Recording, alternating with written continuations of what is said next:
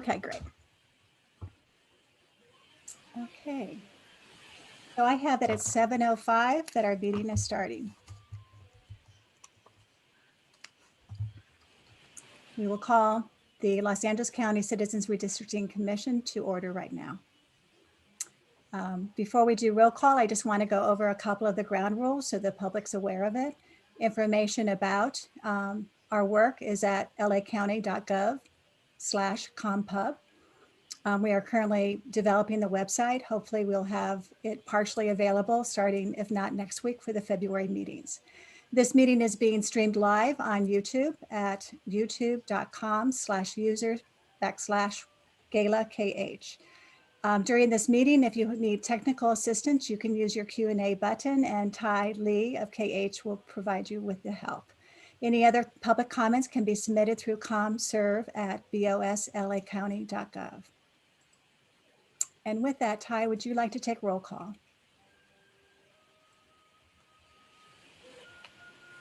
So good evening, everyone. Welcome to the Second County of Los Angeles Citizen Redistricting Commission regular public meeting for 2021. Today is January 20th, 2021, and the time is 7:07 p.m. I will begin by taking the roll. Commissioners, please be prepared to unmute your mic and respond when your name is called. Commissioner Jean Franklin. Present. Commissioner David Holtzman.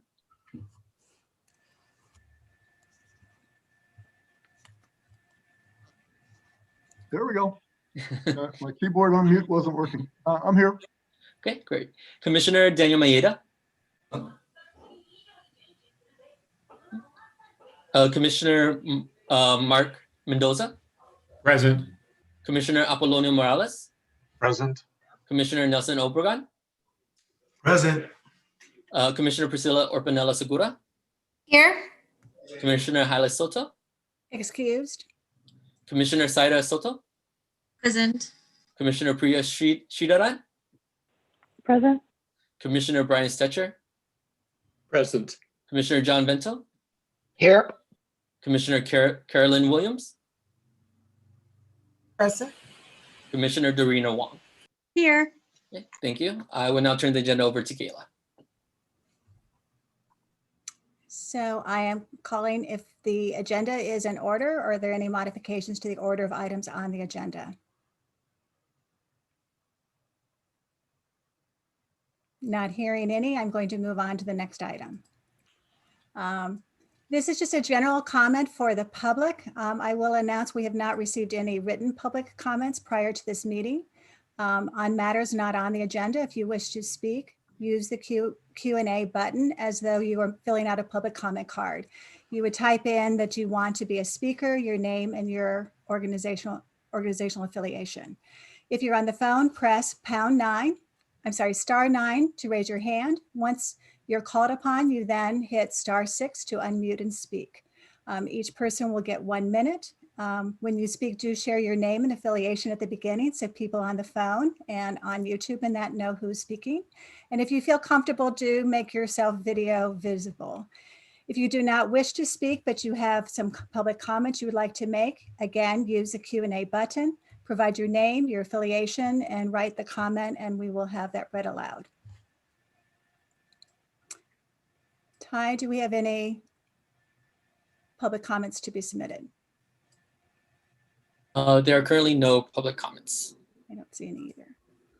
With that, we will proceed. And the public, again, you'll have opportunities when we go through our action items to provide public comment as well. I've already noted there's no written public correspondence to share at this time. The minutes were submitted for the meeting of January 13th. Discussion, questions on the minutes? So Commissioner Holtzman's hand is up. Hi.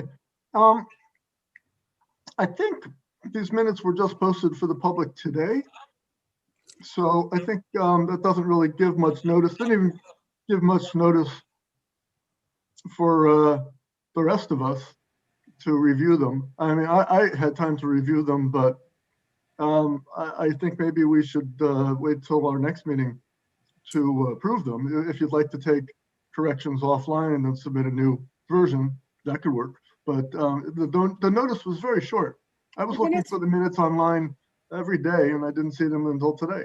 The minutes were part of the packet that was posted on Friday. It was not available online on Friday. They were provided to the BOS office and I received confirmation on Saturday that they had been posted. They showed up as posted on the Commission Service website as being posted today. That was part of an updated package because there was some redlined track changes you had submitted with the bylaws, so that had been added to the packet. I don't know where you're looking. I'm sorry, I don't know where you're looking for this because I'm going to the Commission Services search page and searching for agendas and minutes, and I didn't find anything that was dated between the 13th and the 20th for this commission at all. We have Twyla Kerr from the office. They were provided on Friday and I had confirmation they've been posted. The minutes could be continued on to the next meeting if the commissioners would like more time to review them. Did any other commissioners get them before today? I see Commissioner Soto's hand went up, Commissioner Franklin, Commissioner Stetcher's hand. I see didn't several know, hands Drew. that want to speak. Commissioner Morales. Did you want to speak, or Commissioner or Pinella Segura? Just that you're raising your hand that you saw them. Maybe Ms. Kerr can, share her screen and show us how to find them online, because maybe I'm going to the wrong place. Well, and I also sent them out to all of the commissioners as a PDF. Because again, I know it's sometimes difficult to find the things on the BOS website, which is why we want to have our own CRC website. But I had also sent them out as a PDF file to all the commissioners. The exact same item that had been given to be posted. Yeah, I'll look in my directory meeting materials. So Commissioner Holtzman, what I can do is reach out to you tomorrow upon your availability, and I can walk you through how to find the documents on Okay. the Commission publication site. Because Right. the agenda was posted and with all the supporting documents. Um, Will that help work for you? yeah, I just want to make sure the public had enough Right. of a chance.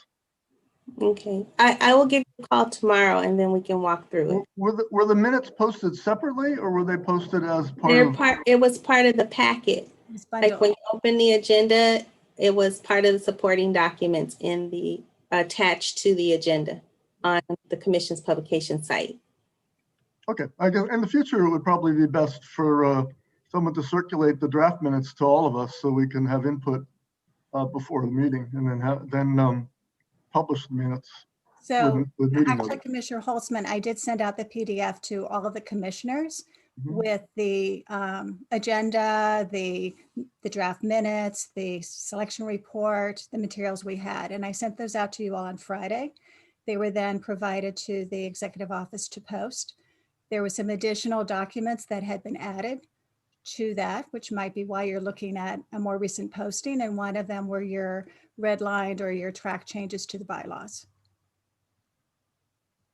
Okay.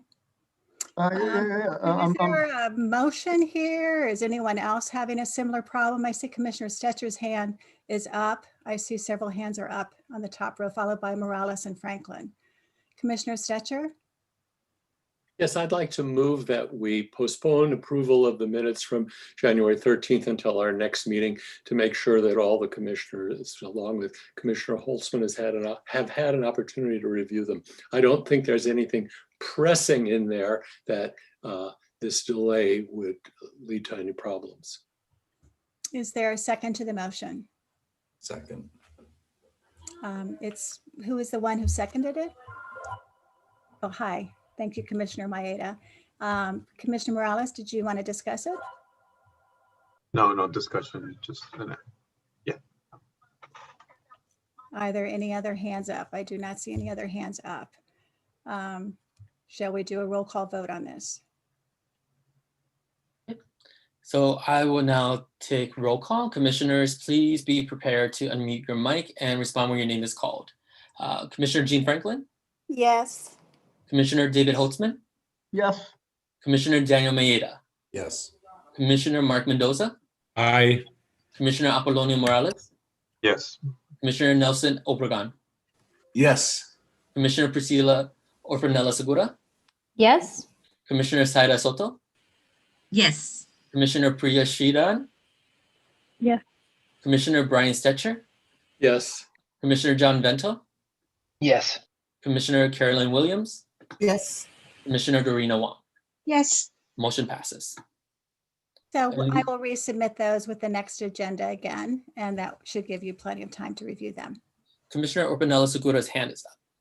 Yes. I'm sorry. I think that's by mistake. Let me go ahead and lower my hand. So with that, I will move on to the next agenda item. And again, this is just for general edification for the public. What we're going to do with each of these action items is the item will be introduced. Staff will present a staff report or a PowerPoint, or in the future, we may have subject matter experts presenting to you. You can ask clarifying questions of the staff during or after the presentation. We will then open it up to public comment. Public comment will then be closed, and then you can continue to discuss, debate, and vote on any of these action items. So for the public, they should actually enter the action item itself, the number, when you want to make a public comment. And again, I'd gone over these instructions at the start. You would use the Q&A button at the bottom and indicate you want to be a public comment speaker, the agenda number, your name, and the affiliation. If by phone, you press *9 to raise your hand. When you want to speak, you then hit *6. Again, we're going to give 1 minute to the public for these comments. And if you do not wish to speak, you can still enter your comment into the Q&A button. It will be read aloud. And with that, we're going to move to item 6A, discussion of possible adoption of bylaws. It's a continuation, and I'm going to stop sharing my screen and turn it over to our independent legal counsel, Holly Watley. Thank you. This really is a continuation of the item that we started last week, where we didn't get through our first pass through of the bylaws.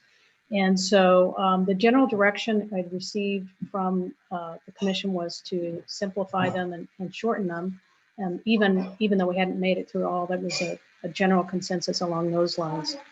So I did take a pass at coming up with a shorter version that was simpler, that made reference to certain legal principles, but didn't necessarily quote them or call them in. Essentially, what we have still to sort through are the primary issues remain on whether to have alternates or not. In terms of a vacancy, what constitutes a vacancy, and how many commissioners it would take to vote to declare a vacancy if someone, if the criteria for a vacancy are met. Commissioner communications, all of the choices on there about the types of disclosures you would like to have about communications that you may have with the public outside of a public meeting. The issue of meetings in terms of when to start the meetings and when to regularly hold your meetings, and then a selection process for chair. I've identified those as 5 large issues. But again, as I said last time, any of the items included in the draft bylaws are open for discussion for you to raise. So I don't, by highlighting those 5, I don't mean to exclude discussion of others. So I think probably what would be most helpful then is, unless anyone has any questions, we could go ahead and open it up for public comment, and then bring it back to the commission to kind of go through all of these major points, any others you see, and then we can, time allows, go through with a finer tooth comb on others. You'll see the version that I submitted, and then we did receive a track change version proposed by Commissioner Holtzman, which I did distribute today too, so you could have those as well. Commissioner Wong has her hand up. Yes. Yes, thank you. For some reason, I don't think I got another version, Holly, that you sent. Is there a way that it can be sent just so I can see it as we're going through it? Or are you going to show it on the, I guess if you show it on the screen, then I can try to follow it. Are you speaking about the track changes version that was circulated today? Or are you talking about Well, the one I that saw went out with the one that- agenda? I saw one that the Commissioner Holtzman, that you sent today. I've seen that. I guess I didn't realize that your edited version was attached. I guess I couldn't find that edited version for some reason. Is there a way? I do have it available so that when we get to it, I can display it on the screen. And also, if we have any public comment that's coming in now, while that's coming in, I can quickly try to shoot you an email. Yeah, that would be helpful. Thank you. Sure. Commissioner Mendoza has his hands up. Yeah, I think there's, excuse me, an open mic somewhere. It's a lot of background noise.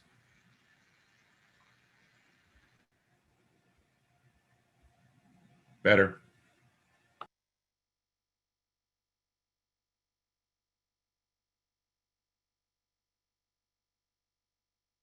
So do we have any public comment on this, Ty? There are currently no public comments on this. Oh, one second. We have one from Kiana Manfar. Would like to give a public comment. If Kiana can specify whether or not they would like to make a public comment on this agenda, on this item.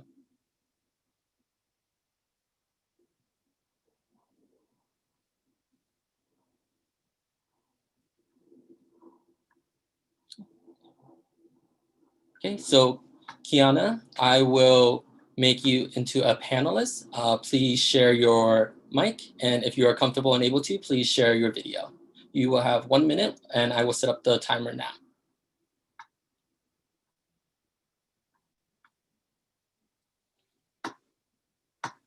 I'll also just mention Kiana is the one that invited you to the workshop that Common Cause is doing.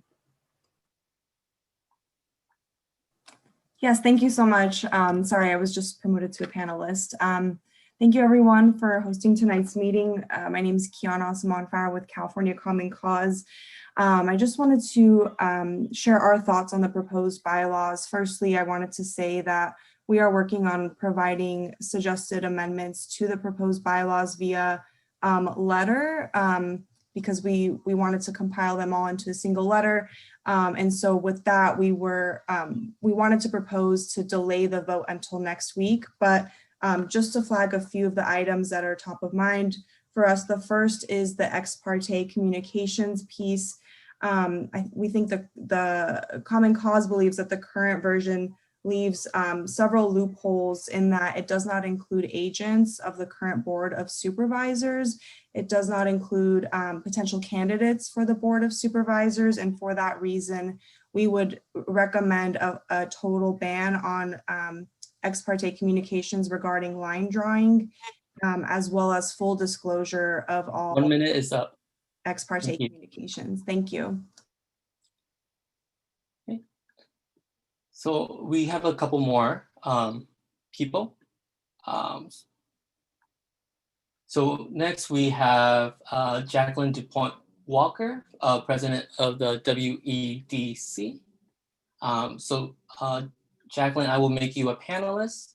And then if you can, please share your mic and video if you're comfortable.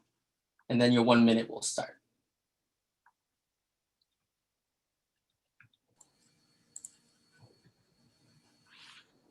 Has it started? Yes. Thank you. Thank you for your service as commissioners. Having done this, it is not only a joy, but it is a responsibility and an authority that we really hope you take very seriously. I want to also comment on the bylaws and comment on the time for speakers. When someone takes the time to try to convey their thoughts, they aren't always skillful enough to do 1 minute. And so I'm hoping that you will consider a minimum 2 minutes and not reducing it, even if you have hundreds of people who come, because your decisions impact us for a decade. And it's very important for people who take the time to be able to convey that to you. I'd also urge you to delay voting on the bylaws as we are still reviewing them along with you, and would want to have some way to comment on the tool that will be used to guide us through this process. And again, thank you for all that you do, staff and commission. So next we have, one second. Next we have Fatima Malik, President of the League of Women Voters of Los Angeles.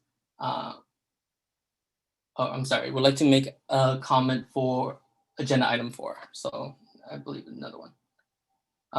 Alejandra Ramirez Zarate. I'm sorry? Actually, Ty, agenda item 4 has already occurred, so maybe we need to confirm if Fatima would like to speak on this particular item. Maybe she could, or he could enter clarification. Okay, so Fatima, if you can, please clarify if you would like to make a comment. Okay, so speaking to bylaws, yes. So Fatima, I will make you a panelist, and please share your mic and video if you would like.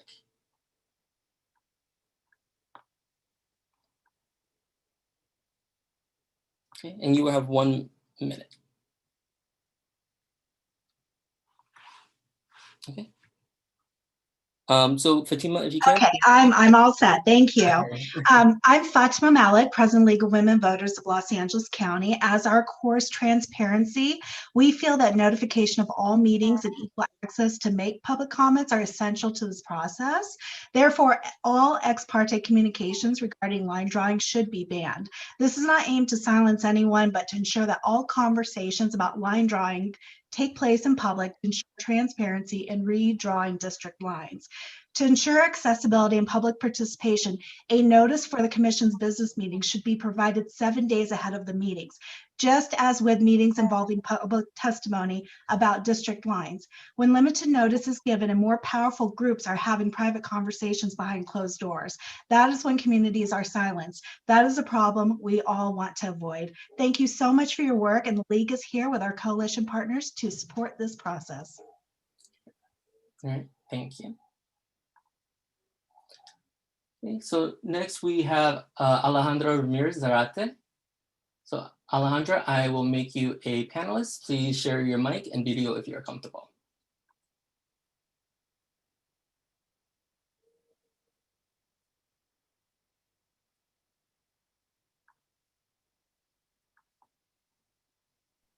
There we go. Okay, thank you so much. Good evening, esteemed commissioners. Buenas noches. My name is Alejandra Ramirez Arte with Western Project California. And to follow up on previous comments by my coalition partners, I wanted to share our thoughts on as it relates to the proposed bylaws. We would like to, again, strongly encourage the commission to allow a minimum of 2 minutes for public comment on each agenda items and also for non-agenda items, with no option to decrease, only the ability to increase public comment by the chair. This is incredibly important for communities of interest testimony when the commission does host public hearings seeking public comment on this piece, especially when considering that in a language other than English, it may take more time to speak, to say everything you need to say within 1 minute. As it is, it takes longer to introduce yourselves in any other language that's not English. So we urge you to consider this. At the same time, we hope you continue to see us as partners on this, and we thank you for your consideration. Okay, and so there's currently no other public comment.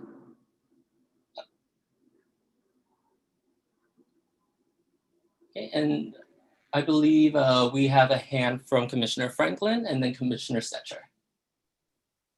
Yes, I really appreciate the public comments. I really do. I would like to make a suggestion, and I feel a little bit uncomfortable proceeding with the bylaws at this time because to me, I believe we need to go through our training process. The Brown Act, I know we were invited by Common Cause to attend their critical training, and we have not as yet put up our website, which to me would leave a barrier to making sure that we're doing outreach appropriately to the community. So I would like to, for me, I would believe that if we go through the training, complete our training, attend the Common Cause training, and then have our website set up, we can then proceed with our bylaws. Is there a time limit on getting the bylaws activated? Do we have a certain time limit that we have to do that? I know bylaws are critical because that's our map, but is there a specific time that we have to complete the bylaws? No, there's not a specific time, but as you noted, Commissioner Franklin, they are a critical piece for the formation of the commission and enabling the commission to do its business, including the election of a chair and a vice chair, and setting the date for the meetings so that the public knows when the regular meetings are occurring and can be on the lookout. Even before agendas are posted, they know when a meeting will be. But there is no legal deadline. I'm sorry. Commissioner Stetcher, then Commissioner Maeda. Hi, I have two questions that are sort of points of clarification. The first is about the meaning of ex parte communication in this context, because it's not a two-party exchange here. We represent multiple constituencies, and I want to know from Holly exactly what kinds of communications with an expert or a staff member or a trainer would be covered under that label. And the second question of clarification is whether the time limits we establish in the bylaws have to apply both to our committee meetings and to our public hearings, or can we have a different time limit for the public hearings because they're not driven so much by action items on an agenda as they are informational? The typical, let me start with that later question. The typical process when setting a standard time limit for public comment is that the chair always retains the discretion to alter the time. And that usually is done when there's a sense of the number of commenters on any particular item, or in the case of a public hearing, how many people there are there who want to speak.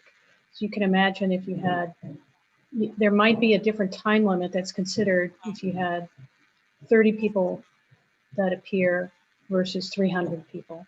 And so the law does permit the commission, the chair of the commission to make a decision in that moment to efficiently run the meeting while at the same time getting that critical public input. In terms of the term ex parte communication, in the draft I prepared, I didn't use that term.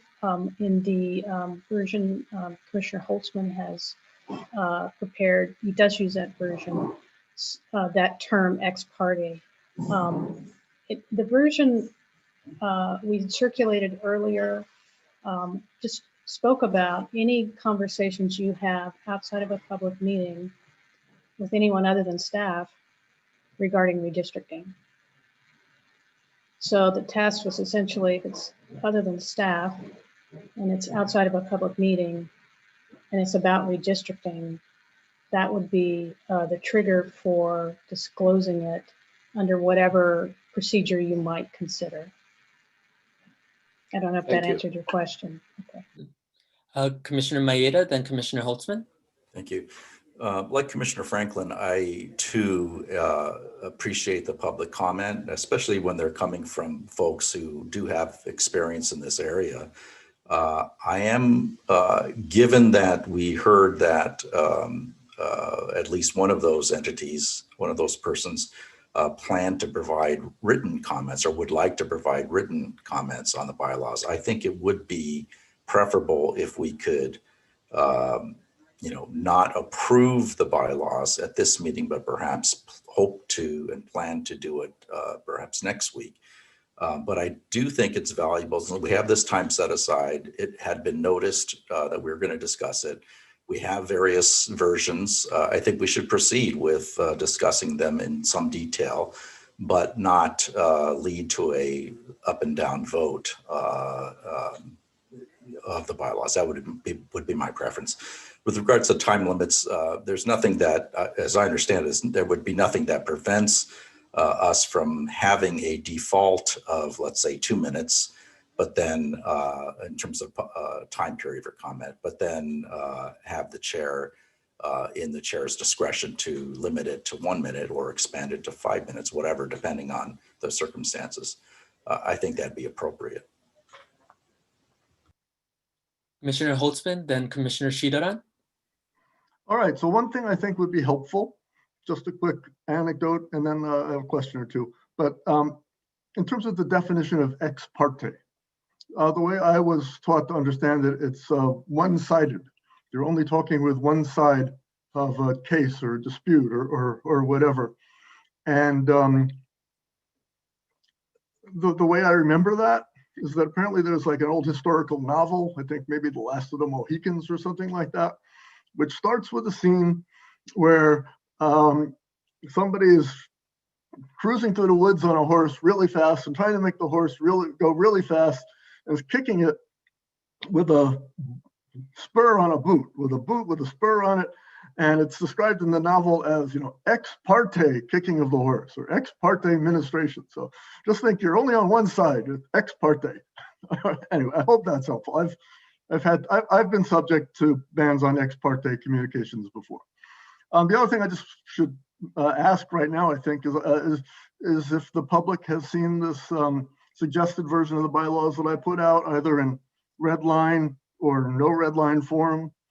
And if not, maybe we could, post the no red line form or both forms between now and as soon as we can, so we can get input from the public on that too.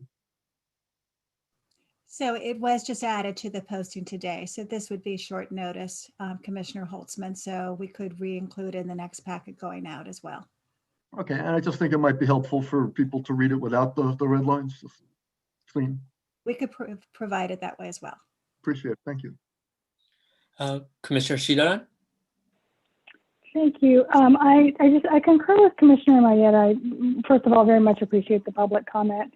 Just insightful and kind of helping us shape the contours of the discussion on various, essentially the pieces that are going to be most important to have bylaws that truly promote transparency and public participation. I'm trying to think how we can move forward today, right, to make productive use of our time.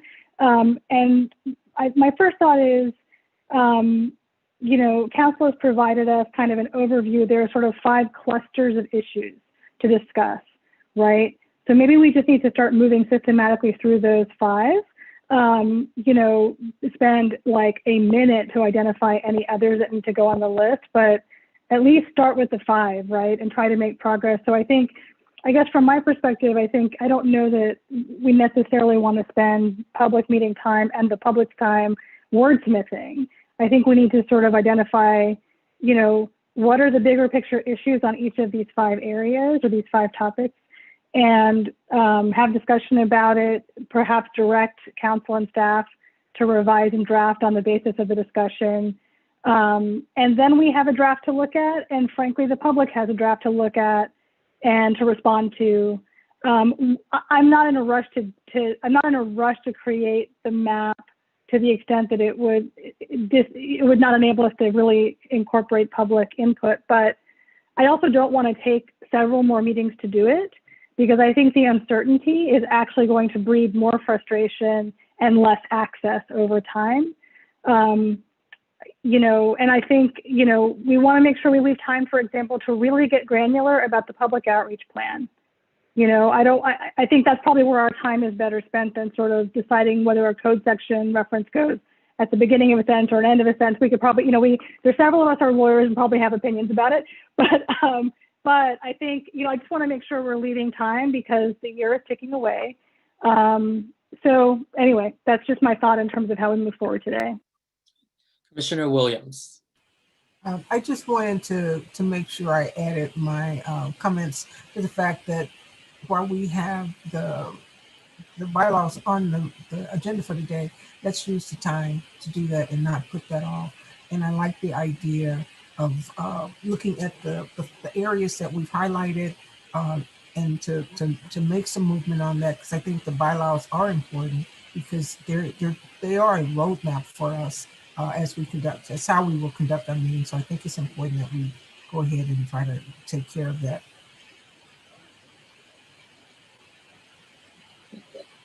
Commissioner Obregon? Yeah, I think the first issue that I kind of heard was the public comment. I think giving them 2 minutes, that 2 people asked for that. I think we should just say yes, 2 minutes. And maybe if they ask for 5 minutes, then we'll give in to them at that time. But 2 minutes, they've asked, let's give it to them. And then we can proceed with our agenda. I guess with the bylaws will be the very first thing. And also the alternate. That might be pretty important. We don't want to really proceed with too much if we don't have an alternate who's already kind of on board. 1, I think, is a perfect number, just 1, and hopefully things go well. 3 is an outside. That's pretty much my perspective. Thank you.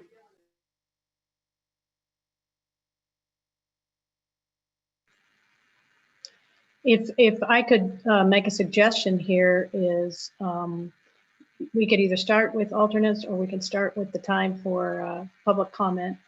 But if we have a discussion, we can start, we could just go ahead and dive in and invite and open up the discussion on alternates. The original staff report I had done for last week discussed generally both the pros and the cons of alternates.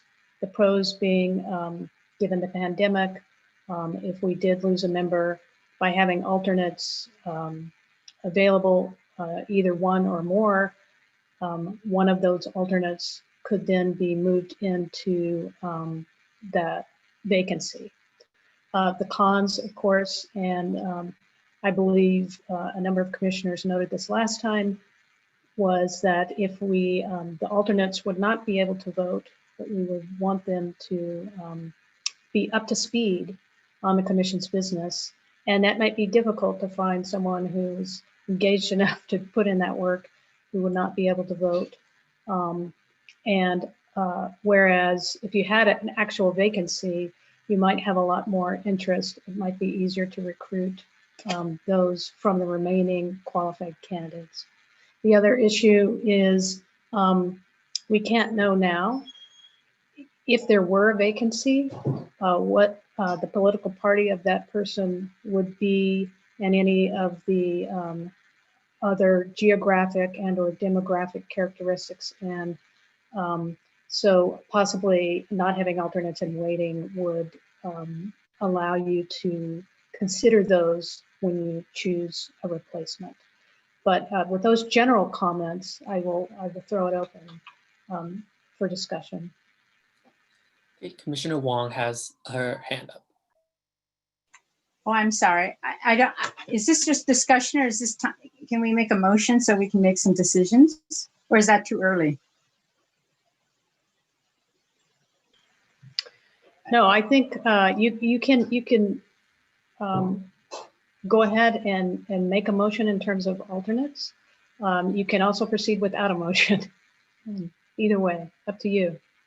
Oh, I thought it might be, it seemed like an easy decision might be to make a motion to just have the public comment period be 2 minutes. It can always be changed by the chair, but it would be, I think, a good faith effort on the part of the commission because we've gotten several requests for that. if you just go ahead and make that decision, just because it would be nice to make some decision. And so I guess I would just make a motion for that and then have discussion more on the alternates. Okay, if I could just as a procedural matter, just so people are aware, the motion for that to be included, that'll be whatever the vote is, will be our direction in bringing the draft back. But I just want everyone to know that when the draft comes back next week, you're not locked in to that number, even if we build consensus through this meeting. So just with that caveat, we'll see. Commissioner Stetcher, then Commissioner Orpanela Segura. I second the motion to change the basic discussion length to 2 minutes in our draft bylaws. Okay, any discussion on that, or should we have a roll call? I have a question. If it's included in the bylaws, or actually, can we implement that starting next week rather than waiting for the bylaws to be adopted? Because I think as we continue having meetings, we may have more members of the public who'd like to have an extended period of speaking. So I'm not sure if we're able to implement the 2 minutes starting next week. Yes, we can. Does that need a motion? No, that does not need a motion. Commissioner Holtzman has his hand up. A clarifying question on the motion. One of the public commenters suggested that the 2 minutes be a floor so that we could only increase the amount of time per person, but not decrease. Is that part of this motion? I did not understand that that was part of the motion.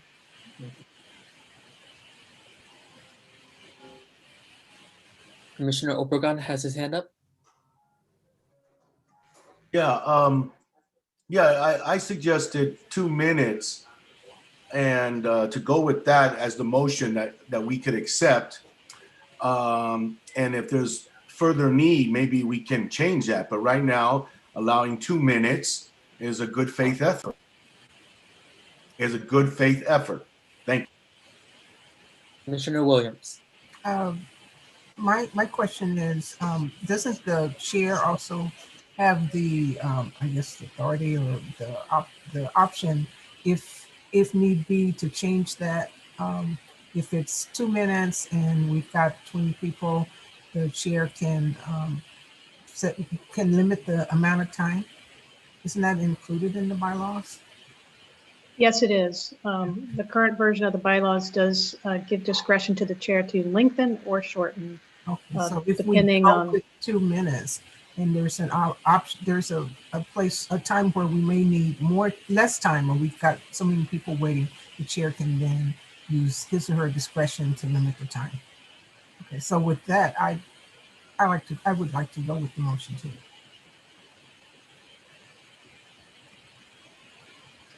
Unless we have any further discussion, I think, Ty, if you, Commissioner Soto was raising her physical hand. Apologies for not using the technical hand. I think something that came to mind, and there was a public comment on this, is about the consideration that we must think about for non-English speakers, and whether we want to include language in a motion, so that maybe this is a question, given that the chair will have some autonomy or some decision making about, making changes to that 2 minute mark. I'm just wondering where we might want to put that on record. the Brown Act does require that if someone requires interpretive services to make the public comment, they automatically get double the time. So if the standard rule is 2 minutes and someone comes up and needs Spanish, simultaneous Spanish language interpretation, they get double the time. Whether it's 3 minutes then it becomes 6. If it's 1 minute, it becomes 2.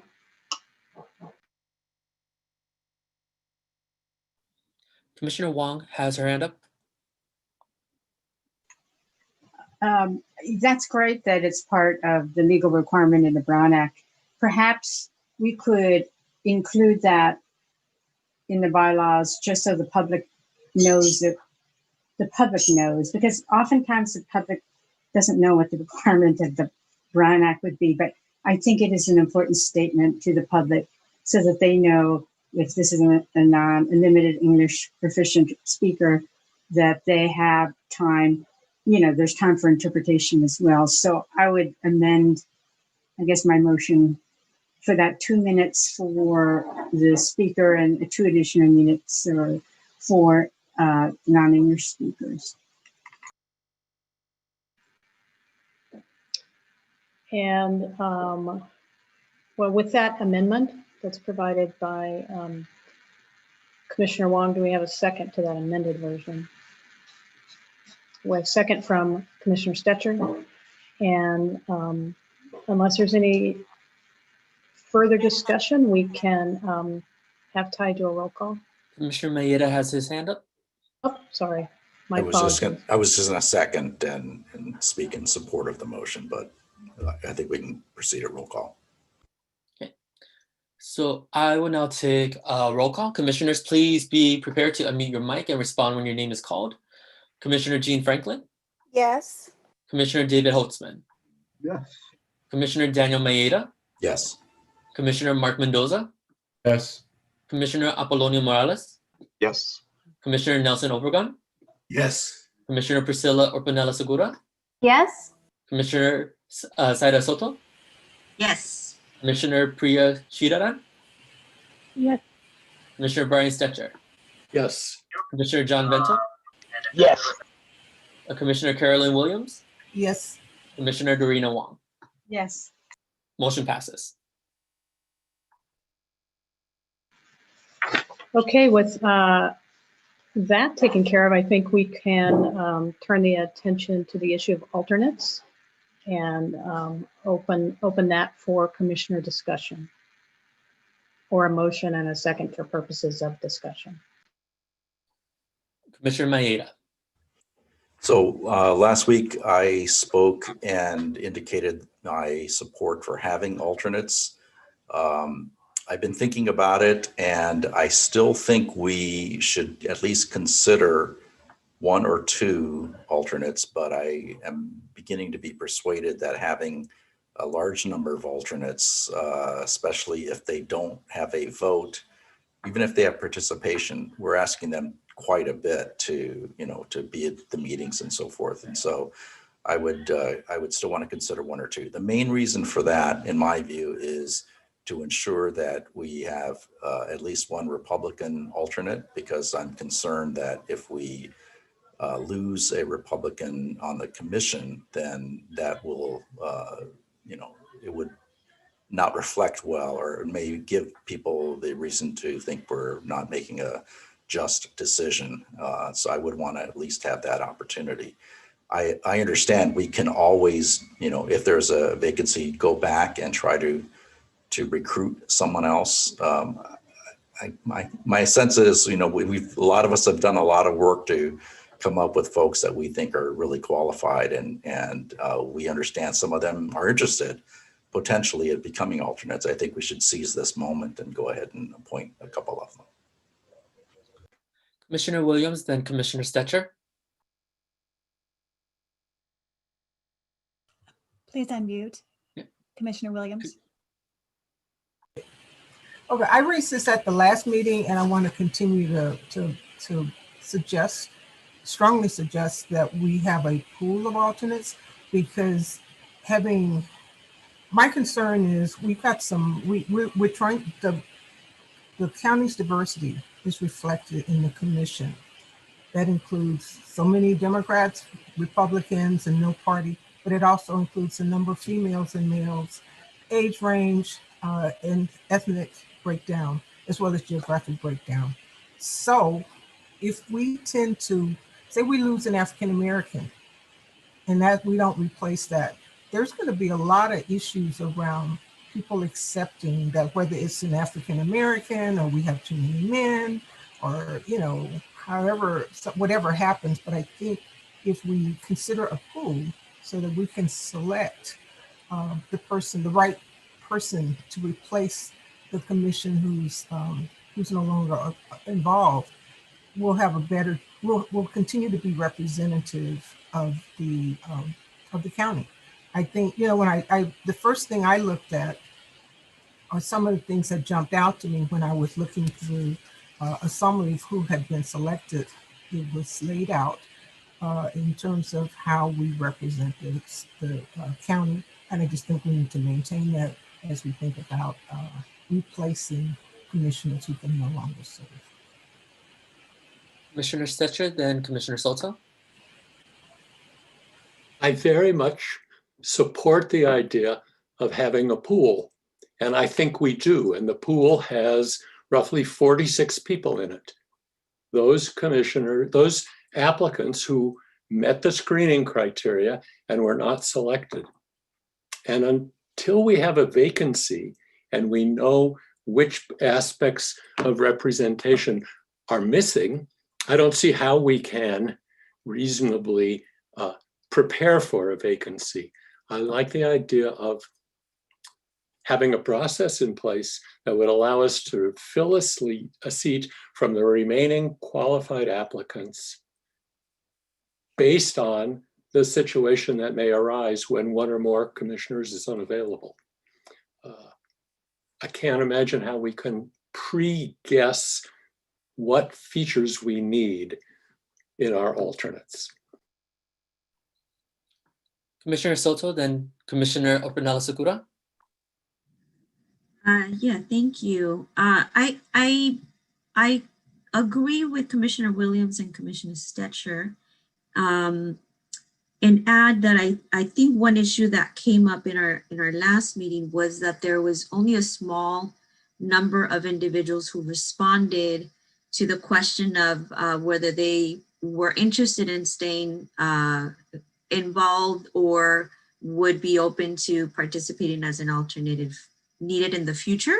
And so I think in this scenario that we're discussing now, it would be critical that we increase our outreach or have more targeted outreach to ensure that we have a pool of diverse, given of course that we know they're qualified, but that we have a pool of diverse potential candidates to select from when the time comes, if it is necessary. Commissioner Orpinala-Segura, then Commissioner Franklin and Commissioner Williams.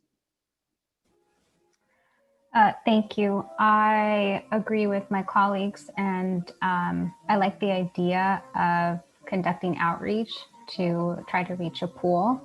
In terms of alternates, if we can have a pool of 5 that meets the needs that the commission needs, I think it would be helpful rather than leaving it open to the full qualified list.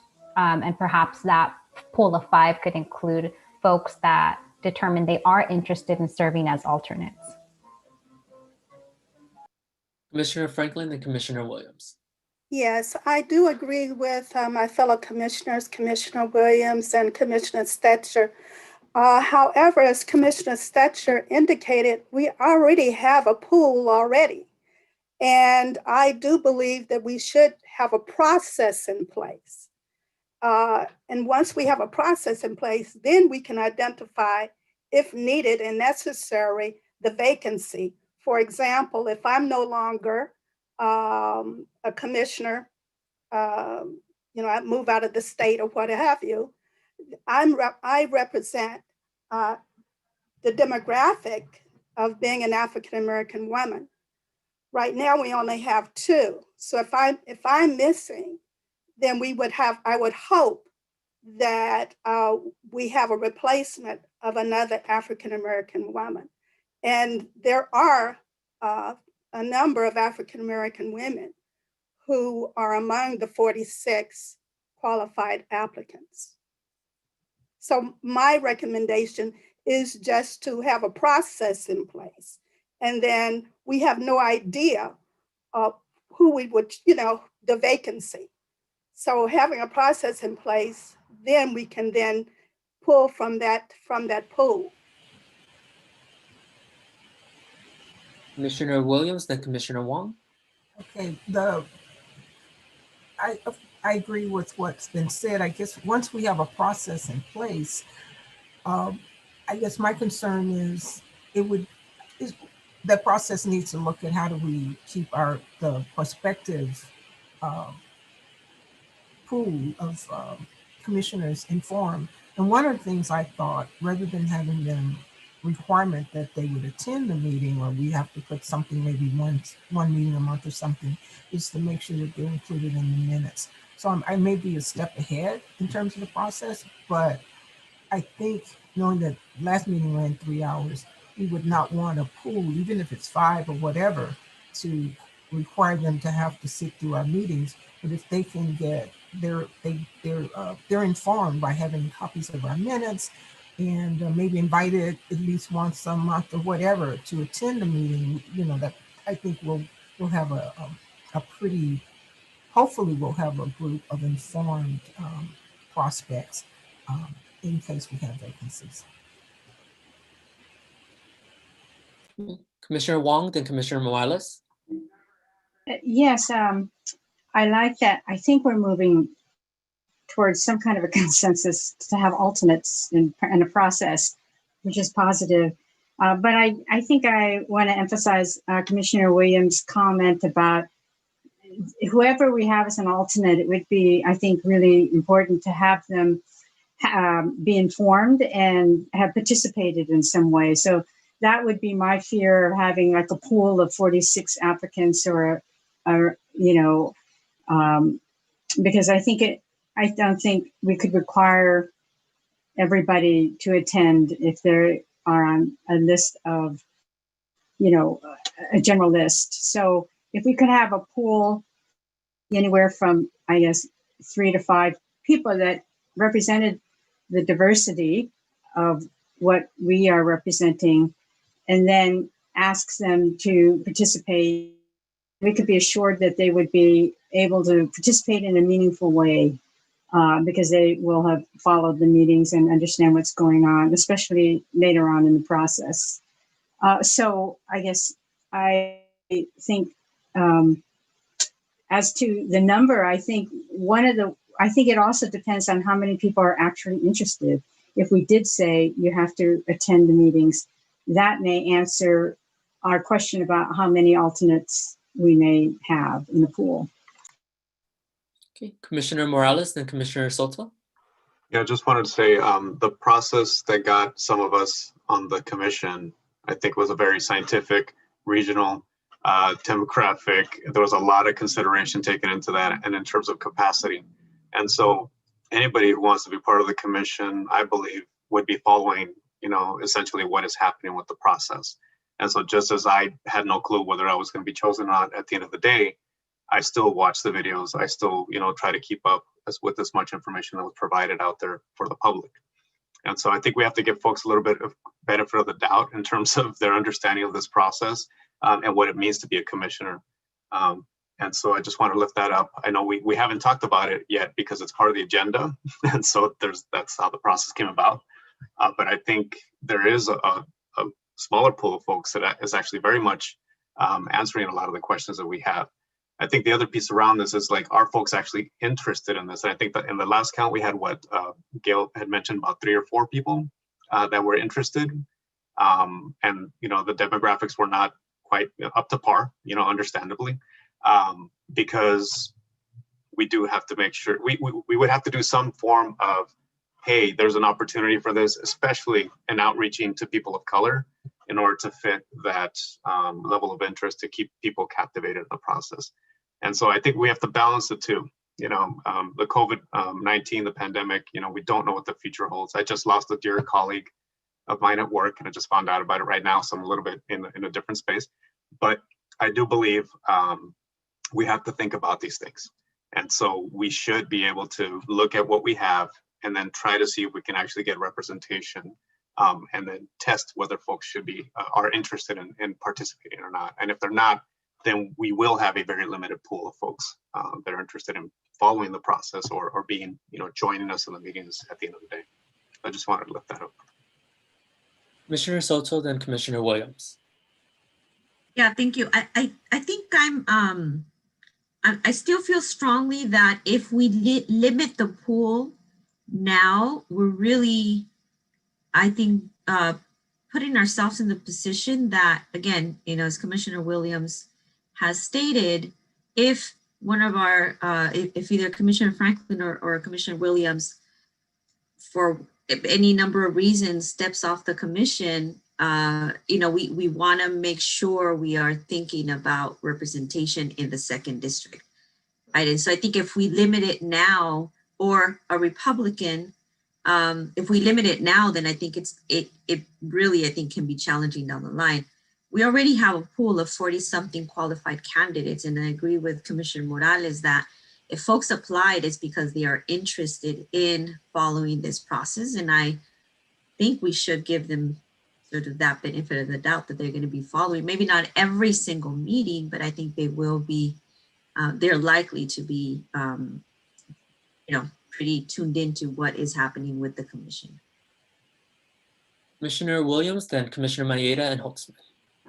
One of the things I'd also like to suggest in terms of the pool, we sent out one email, I guess, to see who was interested.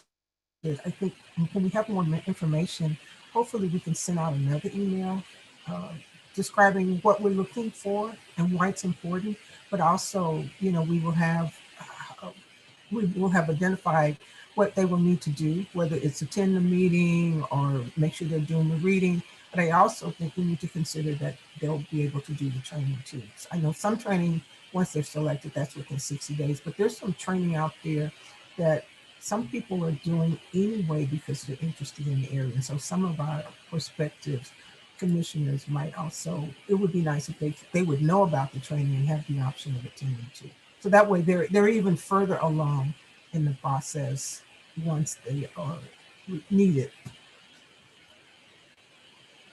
Commissioner Maeda, then Holtzman, Shidaran, and then Orpanela Segura.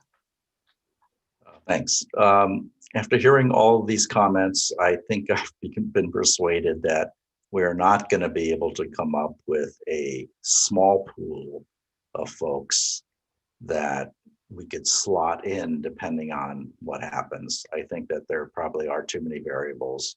I was looking at a couple of different variables, but there seems to be concern that we wouldn't have the right number of people. We're going to have a bigger pool. The problem with 5 or 6 or whatever is that I think it's going to be tough to persuade those folks to be participating all along.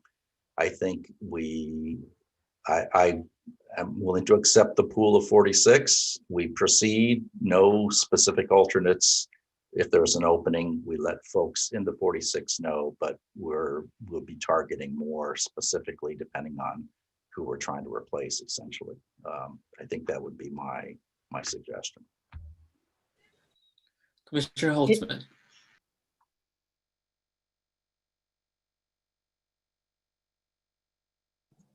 So,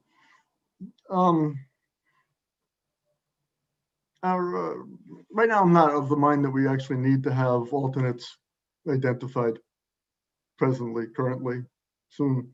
I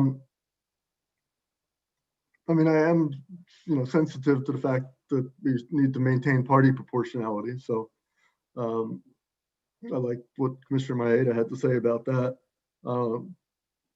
The limited response that we've had so far to the idea of being an alternate suggests that even when we need a replacement, we may need to go beyond the original pool of whatever it is now, 60 minus 14. So I don't think we need to have people, sitting in the wings who are staying up to date. This is just my thought all along, because my sense, my understanding of people is that people can catch up pretty fast on even some somewhat complicated matters. And then someone who's going to be willing to and want to serve in this commission can catch up.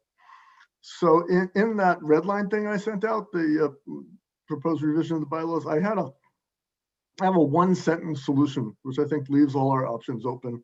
I'd like to read it real fast and just make a couple of comments about it. I just say that the commission may fill a vacancy at a properly noticed meeting called in whole or part for that purpose. Obviously, we'd have to choose a qualified candidate under the statute. We could just choose one from the existing pool. If that doesn't work, we could do outreach to appropriate communities and ask the Registrar Recorder's office to bless their qualifications like the Registrar Recorder's office blessed all of our qualifications. But the point is that leaves our options completely open, just in case we won't be able to find the right person from the existing pool. So, please consider that. Commissioner Sridharan, then Commissioner Orpanela-Segura, and Commissioner Mendoza. Thanks. So, I see this as a relatively straightforward trade-off. I don't think it's realistic that people will follow along in as much depth and detail as we will, just simply as we get into the volume and the complexity of both community input and demographic data. But I agree, I think people can be brought up to speed. From my view, it's a trade-off between having an ample enough pool that we feel confident as possible, that we can ensure the continued diversity of the commission should we lose a commissioner, as Commissioner Williams pointed out, or do we sort of have a much smaller group that we can very actively cultivate their role as alternates, right? And I would favor the larger group to ensure diversity, just with the side note that I think we just need to be prepared as a commission, with our staff, to get new people up to speed very quickly and very efficiently, because I think as we get further into this process, we're just going to have to get more efficient, just because there are only so many hours in the day. It's 8:15 and we've gone through, I think two out of a 6-item list for the bylaws, right? And the bylaws is not our only item today. So at any rate, that's having now, acted contrary to my suggestion that we figure out how to be more efficient by adding a comment that was probably redundant. I just think it's a trade-off between, do we sort of keep a pool that helps us preserve diversity potentially? And I think we can manage to get people up to speed if we have to. Commissioner Orpanela-Segura, you had your hand up. Would you still like to comment? No, thank you. I had similar comments as the other commissioners. So I will save my comments. Thank you. Commissioner Mendoza, then Commissioner Stetcher. Thank you. As one of the newer commissioners, just listening and coming away realizing just how astute and my fellow commissioners are, and very much critical thinkers and varied thinkers as well. I mean that in a complimentary manner. I was looking at, I believe we all received it, the bylaws and operating procedures for the County of San Diego. They don't have all alternates. They're going to make a decision about bringing somebody else in should it become necessary. Now, that's not to say or suggest we should do what they do. But I also think that this process of making a selection is arduous, and you all have been through it. Some of you more than others. And at such time as there is, and I think Commissioner Franklin pointed out that there is a vacancy, then at that time, I think the resources, the brain power will be directed at what the best course of action will be, i.e. who should be selected, and with all the criteria and the thinking that goes around it and all the what's gone on to this point in time thus far. And there's already been a lot of discussion today in the last many minutes about how that should take place. And I think that's all fine and well. But I think Commissioner Schechter early on talked about very eloquently how we might do it. And if he brings that back as a motion, I'll definitely second it. Commissioner Stetcher. I'd like to propose a motion that has 3 parts to it, and I hope I get these right from memory. One is, if there is a vacancy, we try to fill it with a qualified candidate who represents the same characteristics as the vacant commissioner in terms of, to the greatest extent possible, in terms of gender, ethnicity, geographic location, age, and there was a 5th characteristic and party. That we look first to our pool of applicants who were judged to be qualified and try to find the best person from that pool. And if we can't find anyone from that pool, then we go outside. And the 3rd piece is, in order to ensure that we have people in the pool who might be interested, we make some effort to keep them engaged by distributing minutes of the commission to members of any member of the pool who expresses an interest or is willing to receive them.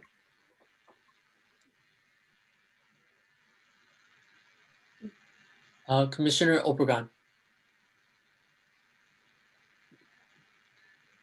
Yeah, all the information I've been getting from everybody does make good sense. And I guess the verbiage that I'm looking for is that the commission will allow for an alternate to be selected from like the pre-approved, I don't know, pre-approved, but from the list and from the active list, I guess is a better word. Because we might be hashing out stuff that we might never use. And for us to start eliminating anybody, I mean, when in a month, let's say we decide we need 1 person, that's when we'll dicker with that. And at the moment, we're saying we don't need it now, but we have a list and we can go to it when needed. Thank you.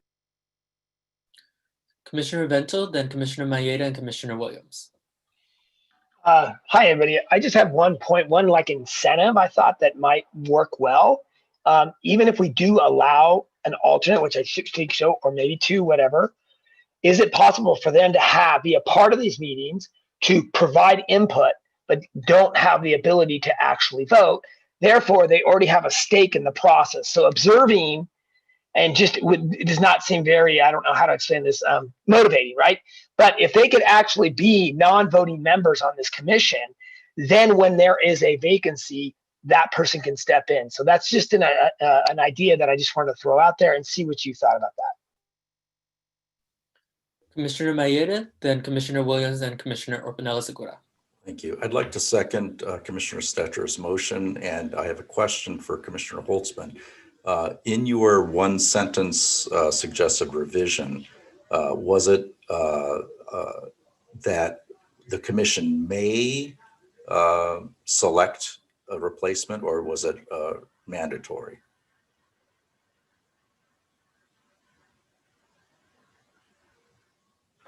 I'm trying to unmute. There we go.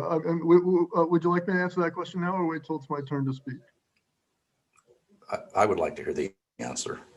Okay, it says may, and it's not mandatory. May fill a vacancy at a meeting called for the purpose.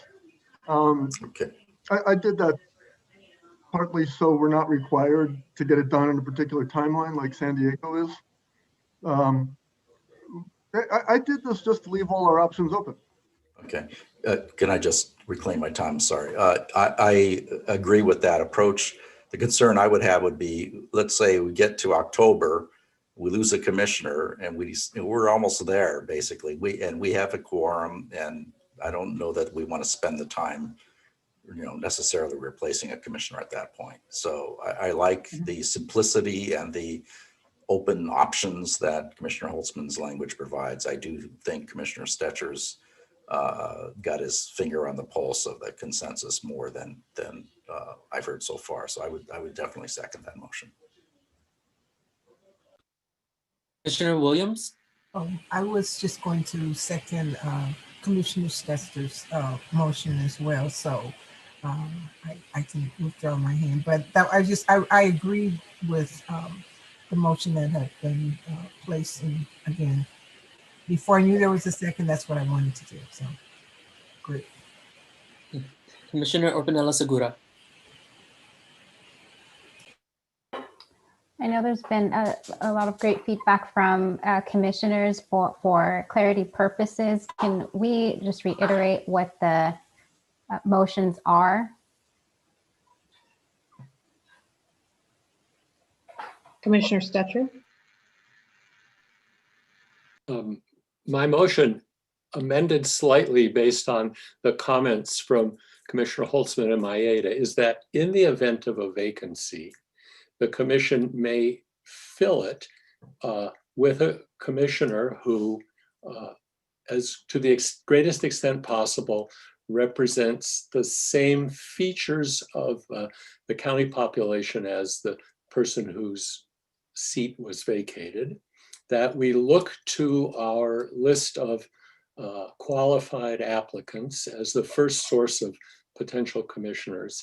And thirdly, that we try to keep that group engaged by making sure that they get some regular communication from us, that they receive the minutes of our meetings or something like that, if they want to receive them. Commissioner Orpanela Segura?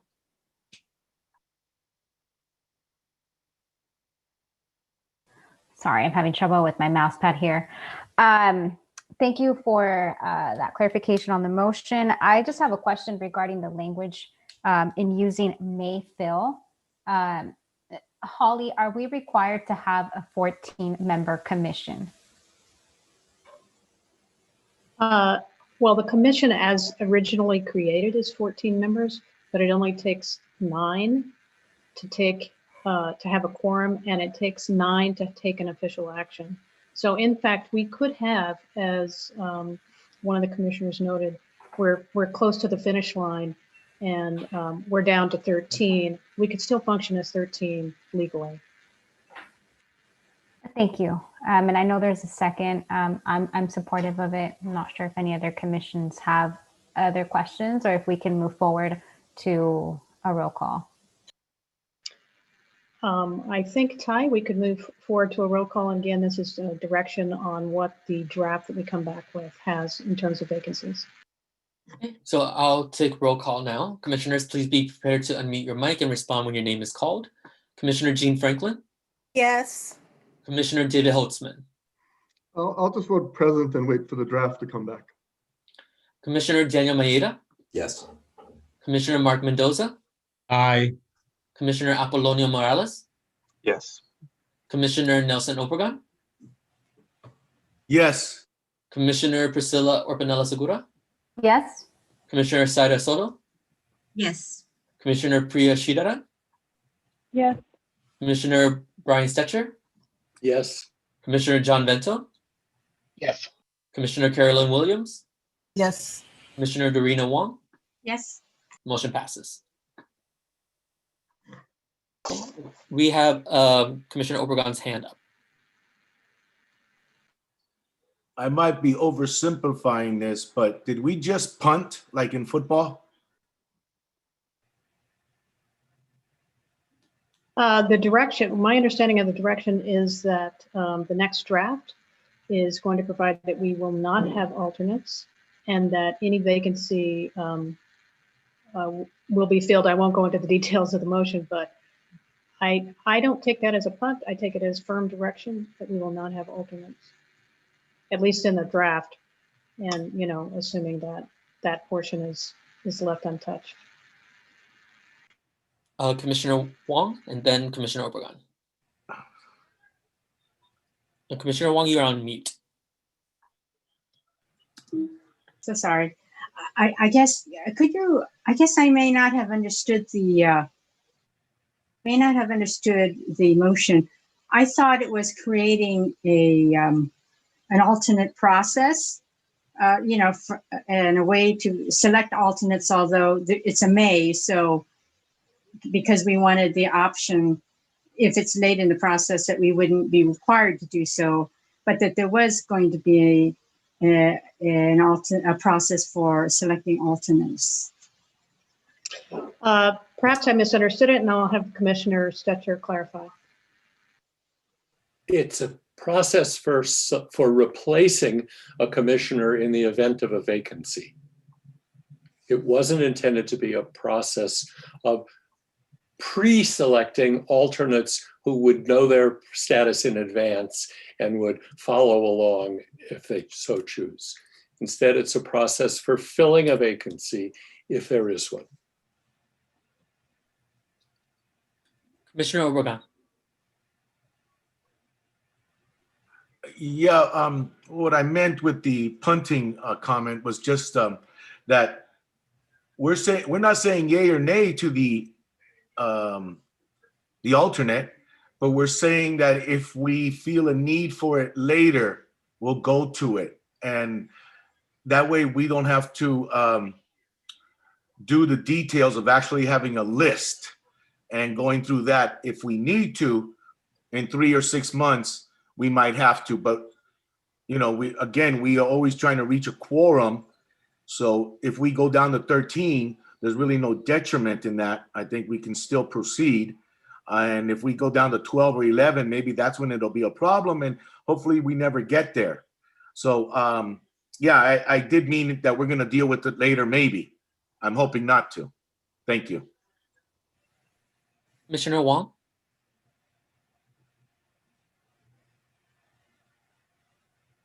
Oh, I'm sorry. I meant to lower my hand. That's fine. I guess it's just a matter of semantics then to me, but I'm fine. With that, I'm wondering if maybe we can pick potentially possibly a low-hanging fruit on what remains in front of us regarding meetings. The draft bylaws suggested that the meetings would be on the second and fourth Wednesdays of the month, beginning at 7 p.m. And that was based on the early polling that Gala did on folks' availability. So we could confirm that. Also, you might consider whether you might want to start the meeting at 6:30.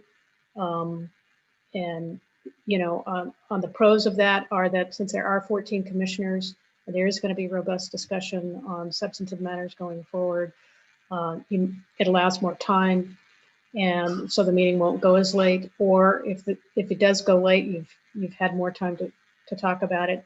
On the other hand, we know and respect and appreciate there are folks here that are working and need that extra time to make the transition from work to commission work. But again, just with that observation, I would throw it open for commission discussion on the days for the regular meetings and the start time.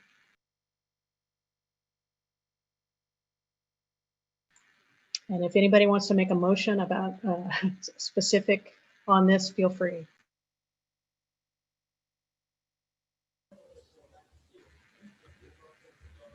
Commissioner Maeda. So just to get the process started, I'll make a motion that we do have the regular meeting set for alternate Wednesdays starting at 7 o'clock, with the exception next week. I guess next Wednesday, we're still planning to meet at 7. Let me make one clarifying thing. It's typical to have the meetings be on specific dates of the month or days of the month. So it wouldn't be every other Wednesday. It would be the second and, as it's drafted now, second and fourth Wednesday of the month. That makes sense to me. Yes, I'll amend my motion to state that. Do we have a second?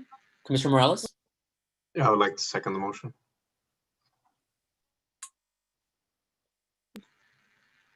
Commissioner Wong, you have your hand up? Yes, could I would like to see if it might be possible, because the evening gets late when we have long discussions. If commissioners might be able to start a little earlier, maybe at 6:30. I understand because I have a long work day myself, but you know, I get a little tired when it gets to be such a long evening. Would Commissioner Marietta, would you be open to that amendment? Certainly, if there's consensus 6:30 is better, then that would be fine with me. Commissioner Williams, you have your hand up. Yes, I had a question. We will have set meeting times, but say we get really into it and we need additional time. We always have the ability as a commission to add a meeting or maybe meet earlier. We have the ability to adjust the time, I guess, if we need to somewhere down the line. So I'm okay if we start at 6:30, if we have it on the second and fourth Wednesdays, but somewhere I believe that we still have the ability, if necessary, to say we need to meet not just the second and fourth. We need to meet next week too, So I think as long as we have that, that's the part of what's available to us. I'm okay. Commissioner Stetcher has his physical hand up. For some reason, I've lost my mechanical hand. I have a procedural question. Can we have a show of hands on something? Are we allowed to say, for example, anyone who can't meet at 6:30 because of home or work commitments, please raise your hand so we could see how big a problem that is? Yeah, we can do a quick straw poll here. But then when we get to the motion about what it's really going to say, we do need to do a roll call. So with that, a straw poll then, who would not be able to accommodate a start time of 6:30? Who would not be able to? I see 2 hands. Okay.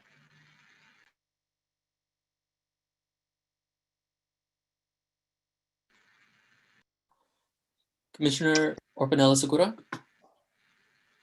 If we pose that question with the 6:45 start time? I know it's 15 minutes, but it's 15 minutes. All right, straw poll. Who would not be able to make a 6:45 start time?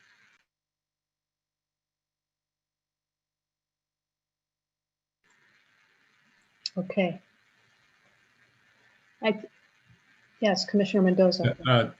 Question, is there, and I apologize if it was stated before, do we have a sort of planned completion time for the meetings, or do they just go until we need to stop them, or somebody, last week it was, 10 or after 10 o'clock, and I'm not complaining, I'm just asking the question. How long are these meetings generally going to be? I think that's a tough one to answer right now because right now there's a lot of material to get through on the startup. But then just as you complete that, then you're really going to get to the meat of your task. This really is almost housekeeping, not to dismiss it. It's actually critical housekeeping.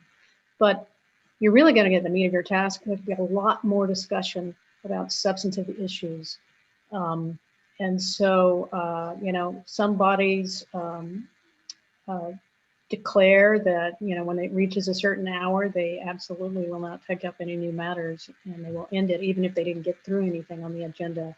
So I think right now, we're probably, as a practical matter, we're just kind of feeling our way along, and we're going to live it. And then we can always adjust your rules to address any concerns about them going too late in the future. Yes, I'm sure everybody has a lot of other meetings and responsibilities and so forth. And I tend to think that sometimes if you have a 3-hour meeting, then the meeting will always go 3 hours or longer.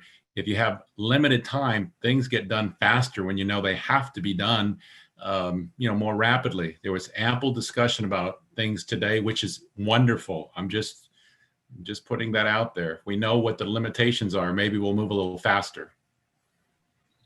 Commissioner Holtzman. Personally, I would much rather meetings not start before 7.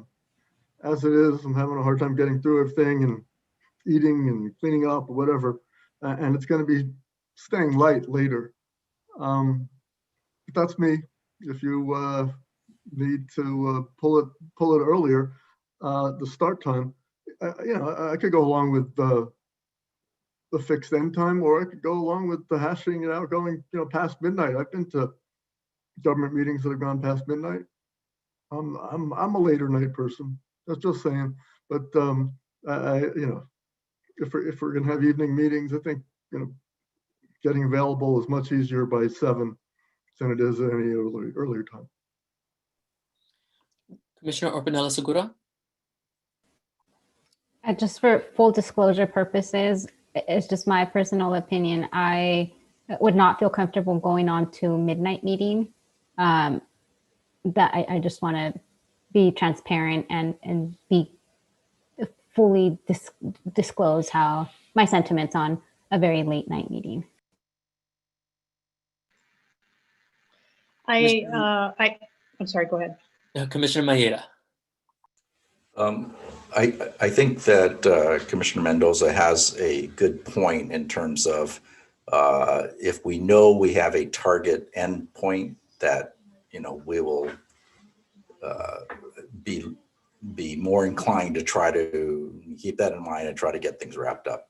I wouldn't put it as we're done at 9 no matter what. And even if we're in the middle of a really productive discussion, I wouldn't want to cut that off. So I'm fine with saying, that we would start at 7 and the meetings generally would go to 9, or that would be the target, but that we can, go on beyond that if there's consensus to do so or something, or maybe at the chair's discretion. Where I have seen legislative bodies put an end time is after they have actually experienced repeated late meetings, and then they put in place a mechanism that prevents that. Once they've seen it, once they've personally experienced what their meetings are like. But I believe we are still awaiting a second on Commissioner Maeda's motion, which I want to make sure I stated correctly, was to have it on the regular meetings on the second and fourth Wednesdays of the month. And I believe the motion was for a start time of 7. Commissioner Williams? Second. And unless there's further discussion, we could do a roll call on the direction for us to come back on the draft bylaws on this. I'll take roll call now. Commissioners, please be prepared to unmute your mic and respond when your name is called. Commissioner Jean Franklin? Yes. Commissioner David Holtzman? Yes. Commissioner Daniel Maeda? Yes. Commissioner Mark Mendoza? Yes. Commissioner Apollonio Morales? Yes. Commissioner Nelson Obregon?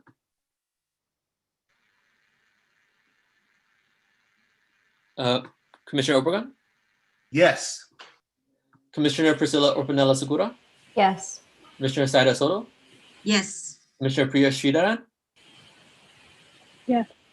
Commissioner Brian Stetcher? Yes. Commissioner John Vento? Yes. Commissioner Carolyn Williams? Yes. Commissioner Dorina Wong? Yes. Motion passes. All right, with that done, I would have a suggestion, given the other items on the agenda, is that we have 2 items remaining in the bylaws to kind of get some feedback on. One is on the disclosure of commissions during meetings. That one I think is fairly meaty, and I know there was public comment on that. And so that could be something that we revisit with the draft next week, if folks are okay with that. I would still consider a bit of discussion on the last one, which is the process to select a chair. We do have on the agenda tonight the potential of you to select a chair. But before we get to that item, there was the draft bylaws on how to select a chair, and on the version that had been circulated earlier was the suggestion that it just be a standard vote. On the version that Commissioner Holtzman circulated, he selected a more detailed or outlined a more detailed process, and I am able to put that that process up on the share screen if people want to see it, or if you have it available in the version you have. I will note that there was a suggestion that the selection of the chair be by secret ballot, but the Brown Act doesn't allow that. So the selection of the chair and the vice chair will need to be an open process on a motion at a public meeting. So with that, I don't know if folks have any feedback. I mean, the standard process is, you know, somebody nominates somebody, or somebody volunteers or nominates themselves, and then a vote is taken. But if we want to have any, Commissioner, I'll leave it to Ty to call people. Commissioner Mendoza, then Commissioner Setcher. Yeah, my electronic hand for some reason is no longer operable. Is it fair to say or accurate to say that there are people that wish to hold one of these offices? And if so, can we hear from them and as to why they think they're the most qualified or qualified to take that position? That would be one way to do it. What we could do is, I think you absolutely definitely can do that on the next item on the agenda, which is discussion of possible election of chair and vice chair. So in terms of actually hearing from people that are interested, that should be addressed in the next agenda item. In terms of process, this is the time to discuss that if you want to consider a process that is maybe a little different. Commissioner Stetcher, then Commissioner Holtzman, Maeda, and Orpanella Sakura. I was just going to request that Commissioner Holtzman explain what he has in mind as a slate, because I didn't understand it and it seemed like it was adding a level of complexity that was unnecessary. But I'm sure that's what he wants to do, is explain it. Commissioner Holtzman. Sure, I'll explain it. Before I share my screen and show it to you, I'll just tell you the basic idea. I think the state commission, the state redistricting commission, has decided to rotate chair and vice chair, whatever it is they have.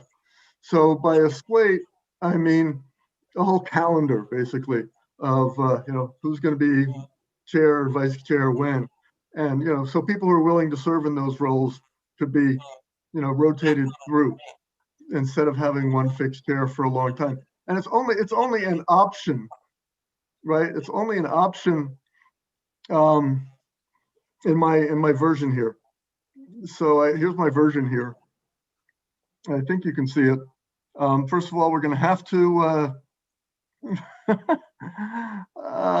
Shelby, we're going to have to take the secret ballot part out. Okay, so just take the secret ballot part out right there. Anyway, so if we do elect chair under my version, you'd just a you know, single chair and vice chairperson. I think we're calling chairperson and vice chairperson.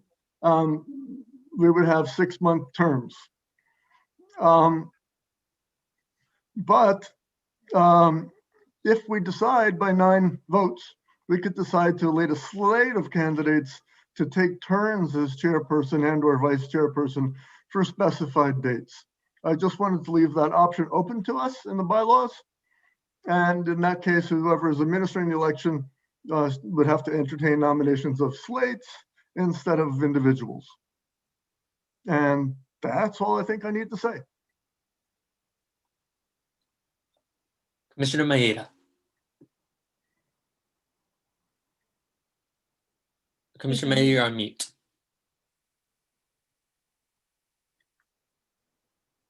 You're muted, Dan. Okay, sorry. I was going to ask Commissioner Holtzman for his explanation as well. I'm not quite sure what you mean by slate as opposed to rotating the chair and vice chair. Did you mean like several people, like 5 people or 4 people? I just mean 2 for each meeting. you know, and just doing it all at once with one vote. The whole schedule for however many meetings in advance we want to do it. Commissioner Orpanela Segura, then Commissioner Soto, and Commissioner Wong. Is this an appropriate time to discuss the duties of the chair and vice chair, or should we select them first? Because if there is an opportunity to discuss the duties, I did have some feedback. No, you can discuss the duties now as well. Okay. I am trying to locate the area in the bylaw, the original draft bylaws that were sent, where it indicates that the chair should serve as the spokesperson. So I was going to suggest to add that line item under duties rather than somewhere earlier where it was listed on the bylaws. And then my other feedback pertaining to that is if the chair is not bilingual and we have the line item that states that the chair should be the spokesperson, can we consider granting permission from the start to a commissioner who can make in-language statements? Yes, the draft of the bylaws does allow for the designation of someone other than the chair. So there's room for that, and that you can, and I could come back with a draft that clarifies that, but if there's any concern, but you absolutely can do that. Thank you.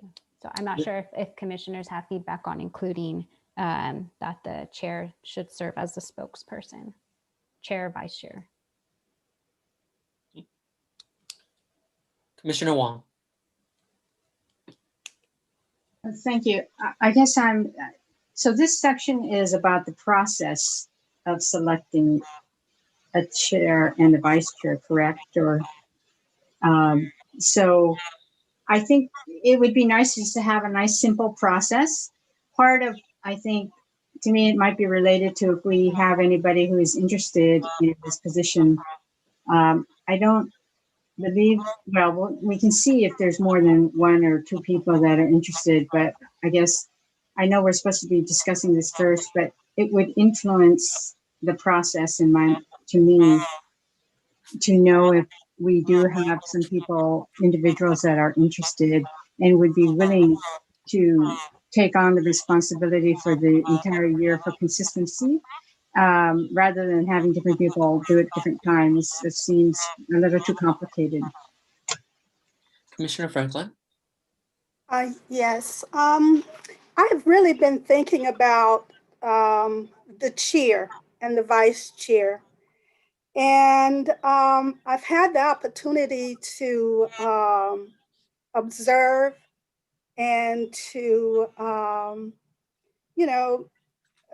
really look at the amount of our commissioners and their communication style.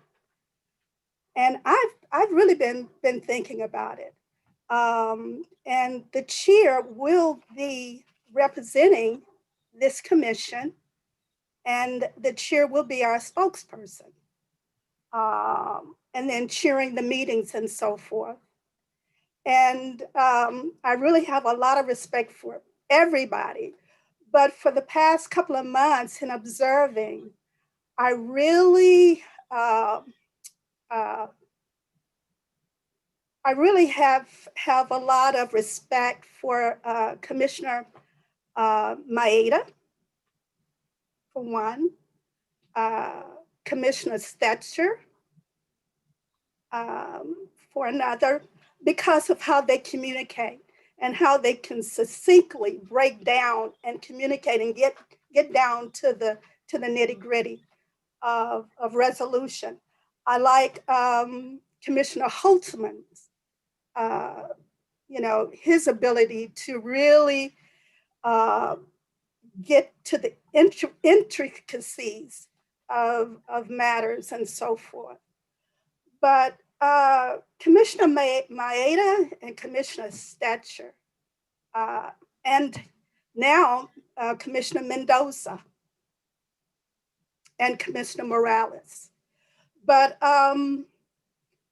those are four commissioners, and looking at their style and how they can really, their communication styles and so forth.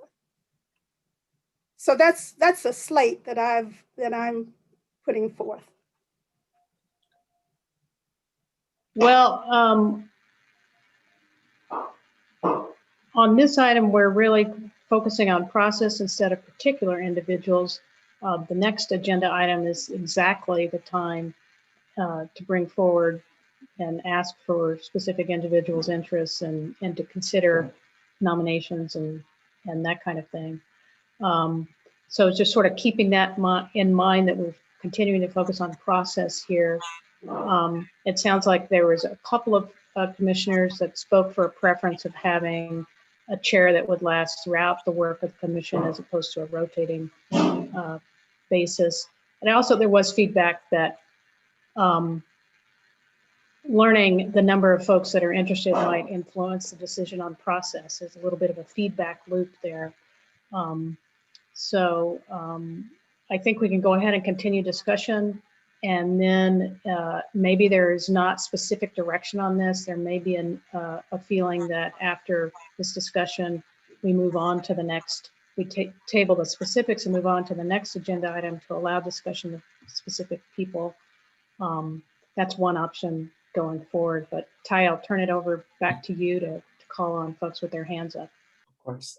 Commissioner Stetcher, you had your physical hand up, and then Commissioner Soto, Commissioner Holtzman, and Commissioner Williams. Well, if we weren't meeting virtually, I would give Commissioner Franklin a nice hug for her endorsement. I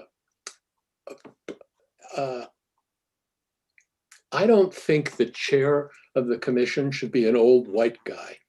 So I don't think I'm the right person to do it, but I appreciate the endorsement.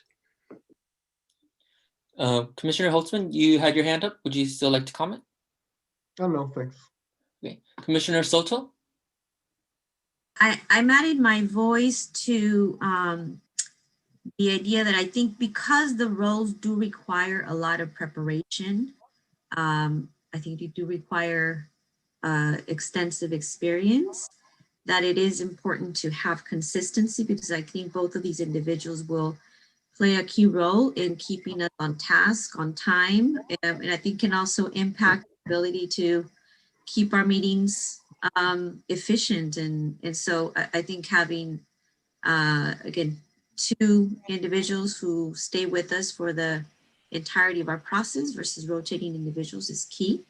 And then I'd also like to ask the commission to keep in mind that some of us have just engaged in this process. And so just inviting you to take some time to get to know those of us who just joined and to look at our qualifications, because I think some of you have been convenient, so you've gotten to know each other and maybe have been able through that process to identify communication style and so on. So just be open, give us some time, look at our qualifications, and give us that opportunity to say whether or not we're interested in and make a pitch for our qualifications. Commissioner Williams, then Commissioner Morales. I think everything I wanted to say has just been said by Commissioner Soto. So I just want to second whatever the things that she said, that we would have two people, the vice chair and the chair, who would maintain those roles for the year. And that we would, if people are interested, that they can self-nominate, but also talk about their qualifications. Because I would like to have a diverse group, I guess, to represent us, since we're representing the county. Hopefully a female in that one of those roles. Personally, I would hope. All right, so that's me. All right, thanks.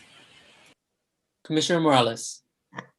I was going to say there's plenty of strong women here in our meetings, and I I appreciate just lifting up some of the folks and just our style. But there's, I think, open up the process and you know, really looking at how leadership styles really play out. I'm all about efficiency and really getting down to the point. I'll be honest with you. And so whatever I can do to support on whatever, you know, role or position I have on the commission is great. But I would prefer to lift up the women in the commission.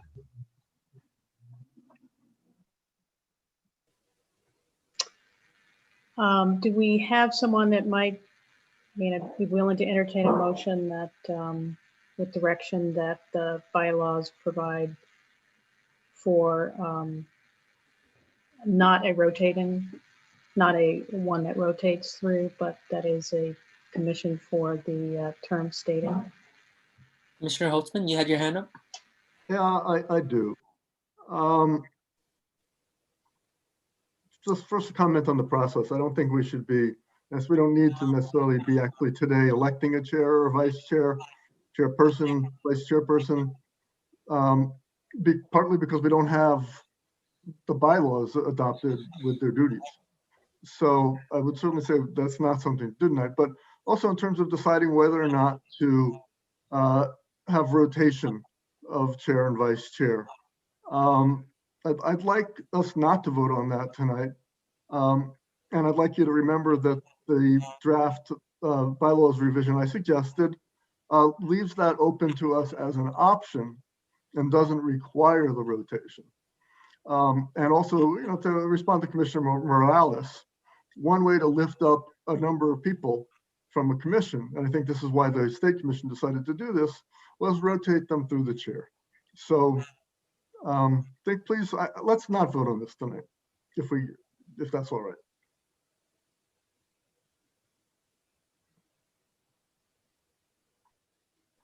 Commissioner Stetcher? It seems to me that if we had rotating chairs, if enough people were interested, let's say there were half a dozen people who wanted to serve in that position, and we could rotate, that puts a little more responsibility on Kayla for continuity and for raising questions about each of the issues that has to show up in the agenda from week to week. And that's not a bad thing because she's done a pretty good job so far of keeping us on track. But I do think that's one of the consequences of rotating chairs. Otherwise, having more people representing the commission, more diverse people representing the commission seems like a good thing.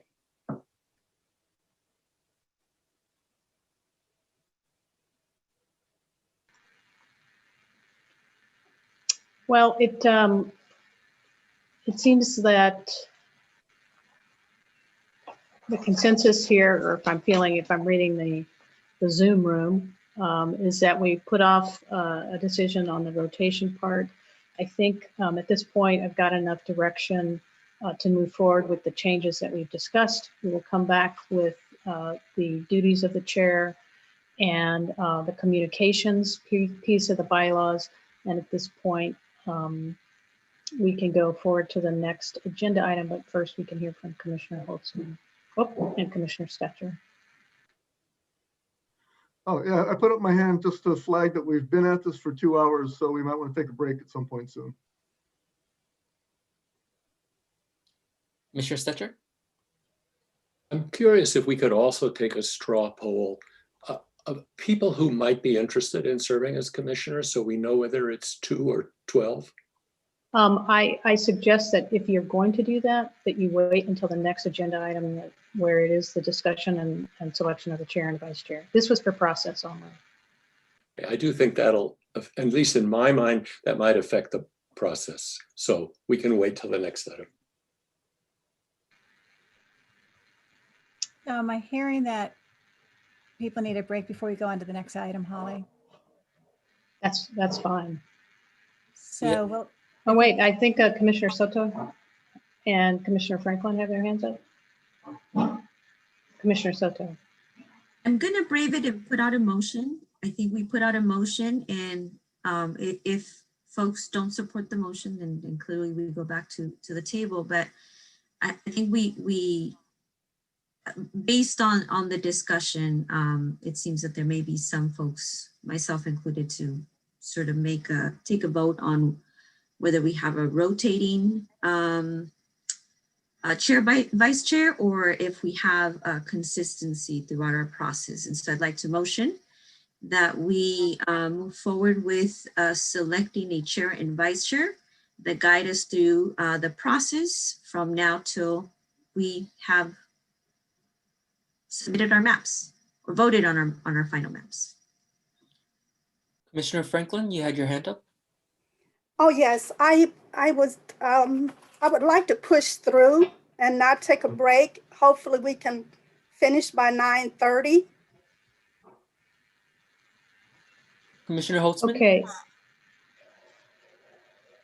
Oh, I'm sorry, I would rather leave the option open. That's just me. Anyway, I guess nobody's seconding that motion now anyway. I'd like to leave Wait, that option open. I also suggested a 6-month term, partly again for the same reason of, letting other people do, have the experience and have a public profile. So instead of, anyway, there's no second to the motion. I probably shouldn't be talking at all. I'm sorry. do we have a second to the motion? I see two hands up, Commissioner Stetcher and Commissioner Opernella Segura. Just for clarification, is the motion to maintain a consistent chair and vice chair rather than a rotation? Yes, thank you for the question. Okay, I second the motion. All right, so we have a motion and a second to maintain the chair and not rotate. Commissioner Holtzman, you have your hand up? Yes, now it's the proper time to say that I would oppose that. I really think we should leave our options open until we have the bylaws set, and not say that we're only going to have one chair and one vice chair for the entire duration of our work. So I oppose the motion. I also would point out that the language in the bylaws now is chairperson and vice chairperson, but pretty much everybody's been saying just chair and just whatever, and just chair and vice chair. So just want to point that out too. I don't know if that would affect the bylaws draft that comes out of it. So anyway, I'm opposed.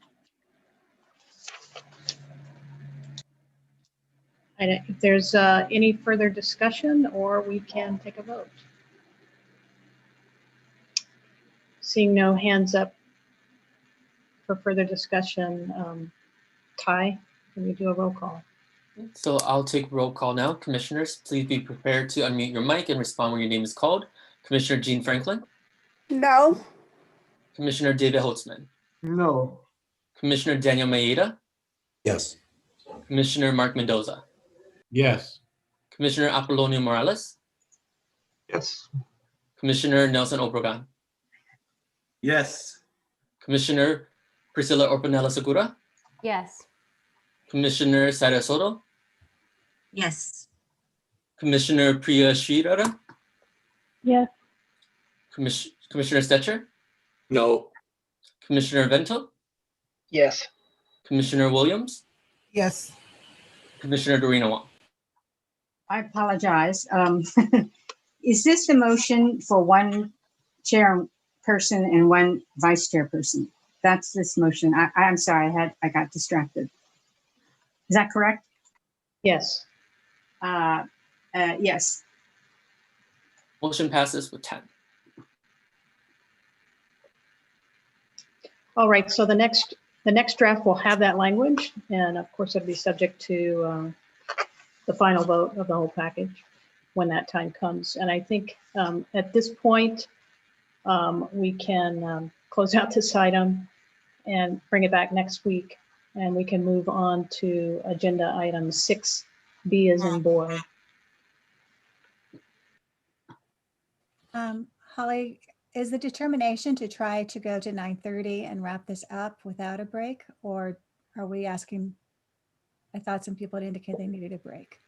Oh, I'm sorry. I heard Commissioner Franklin, who kind of asked to push through, but I wasn't sure about others, so I'll leave that Maybe we could to the do a straw consensus. poll because it has been 2 hours.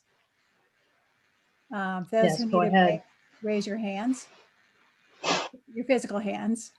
I see one hand, What are we two. raising our hands to? What are you asking Need a for? 5-minute break. I didn't hear. Could you repeat? Do you need a 5-minute break? Raise your hand. I see. Well, then we're going to push on. I don't see any hands up. Okay. And we'll try to get through the remaining items more, expeditiously. I do have some reports to report out. You can decide whether or not you can comment on them, but I think the next agenda item is on the chair and vice chair. And I'll return it back to Holly. Yes, on this one, what's just, we got a little bit of a jump on it, was just simply a discussion of and possible election of a chair and vice chair. And I believe there was a general mood to delay the actual election until next week or some other time. But there was an interest in either hearing who would be interested in it, and then, or if somebody wanted to consider nominating, or just a general interest in those two offices. With that, I will throw it open for discussion. Oh, pardon me. I think we should see if we have any public comment on this item. So we have one submitted a public comment for item 6A, but after the public comment time for that had closed. So Julia Gomez, if you are still interested in submitting a public comment, please submit again in the Q&A. Well, the time for public comment on 6A has passed. So do we have any public comment for 6B, the discussion and possible election of the chair? No comments on 6B. Okay. All right. With that, we'll open it up for commission discussion on those possibly interested in being a chair, possibly. I think Commissioner Stetcher had talked about, or it could have been someone else that mentioned having a show of hands of folks that are interested, or whether they're something along those lines of people that would like to put forth their candidacy. Commissioner Maeda. Thank you. I do think it's important to have the chair and vice chair reflect diversity, from each other, I suppose. I think it would be rude for me not to acknowledge Commissioner Franklin's very kind comment endorsing me. I actually would like to serve. I would like to put my name in the hat for one of those two positions.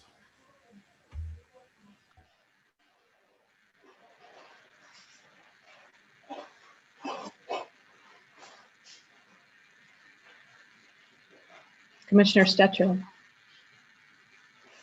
Rather than waiting for each person to embarrassingly speak about their interests, could we have a quick show of hands informally, people who would be interested in serving as chair or co-chair, so we can see if it's 2 or 8 or 10?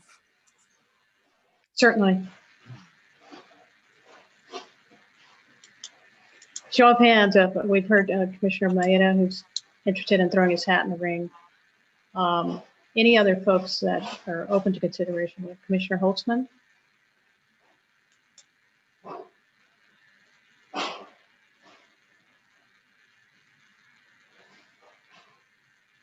There are the women that need to be lifted up.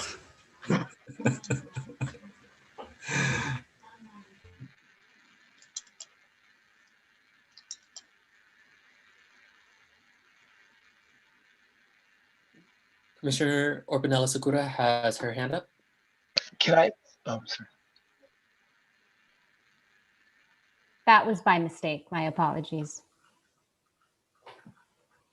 Okay. Commissioner Bento.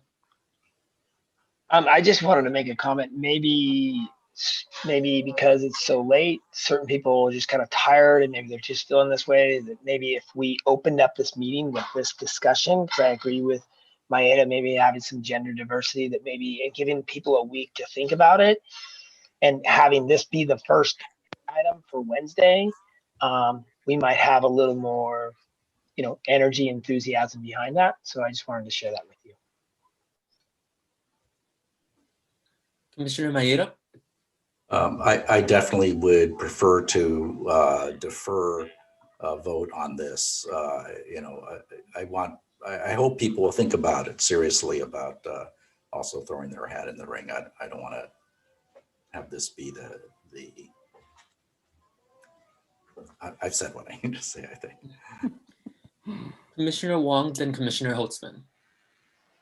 Yes, I agree that we should give this some time. And I appreciate people showing their willingness to volunteer. But I also am thinking it will give us some time to think about nominating others too, as well. I'd like some time to think about that and just see, because I think there's others on the commission that I would like to step into this role, can see as possibly being very good in this role. Commissioner Williams. I was also wondering if we had any ideas how much time would be required for the chair and the vice chair, in addition to the meetings. Is it an additional hour, 2 hours? If any idea what that might entail. And that may, be reflected in the duties, which would also be in the bylaws. I think certainly the chair would, there would be more time required of the chair than the vice chair. I think it's difficult to say how much more time. I think probably at least a 1 additional hour, not all in one chunk, but for each regular meeting, probably between around 1 additional hour spread out in the 2 weeks between the meetings. And then I think it would probably go up just as all the other commissioners' time will go up as we get into the public hearing piece of it. I don't think it will go up dramatically, but I think it's fair to expect it'll go up a little bit. And that is without weighing in. I would leave the gala to weigh in terms of public engagement with as a spokesperson. And some of that could be within the discretion of the chair, how much the chair might want to go out and engage, directly with certain groups to try to, as part of the public outreach.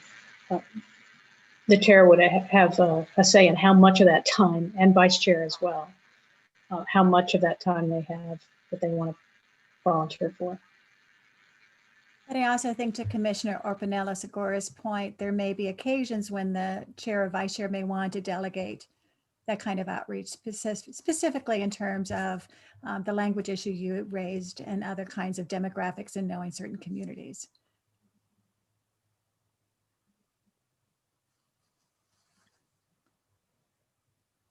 So I think that there's consensus here to leave this item, come back with it next week, possibly lead with it when folks are fresher and you will have more time to consider it and consider nominating folks as well. Commissioner Stetcher,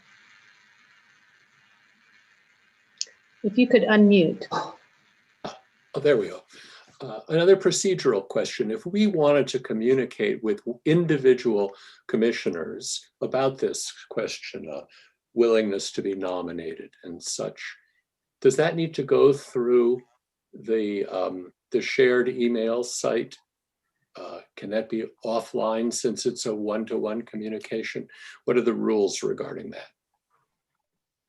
In terms of the Brown Act, you don't have any concerns other than if you were trying to build consensus of a majority of the commission.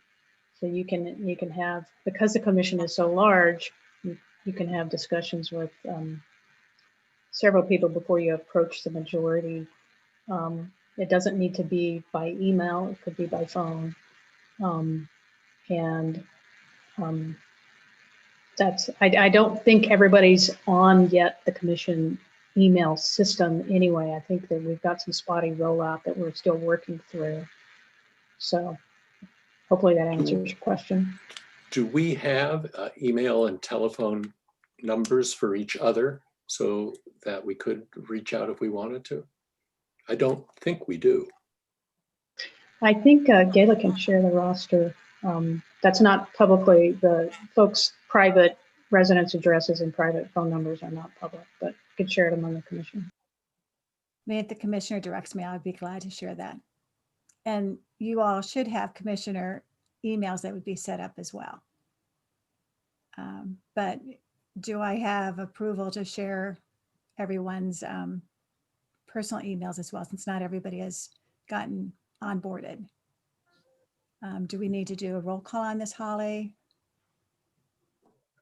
No, I think I think the best way to approach this is if you do not want your phone number shared with the commission, and it would be kept confidential, it should be kept confidential by commissioners, then just email Gayla offline on that. We don't need to take a straw poll. But unless she hears from you, she will assume that she can share it. You want to say by noon tomorrow? And by noon tomorrow, if you let me know you don't want it shared, I will remove it. Otherwise, I will send out a roster. Okay. Commissioner Bento.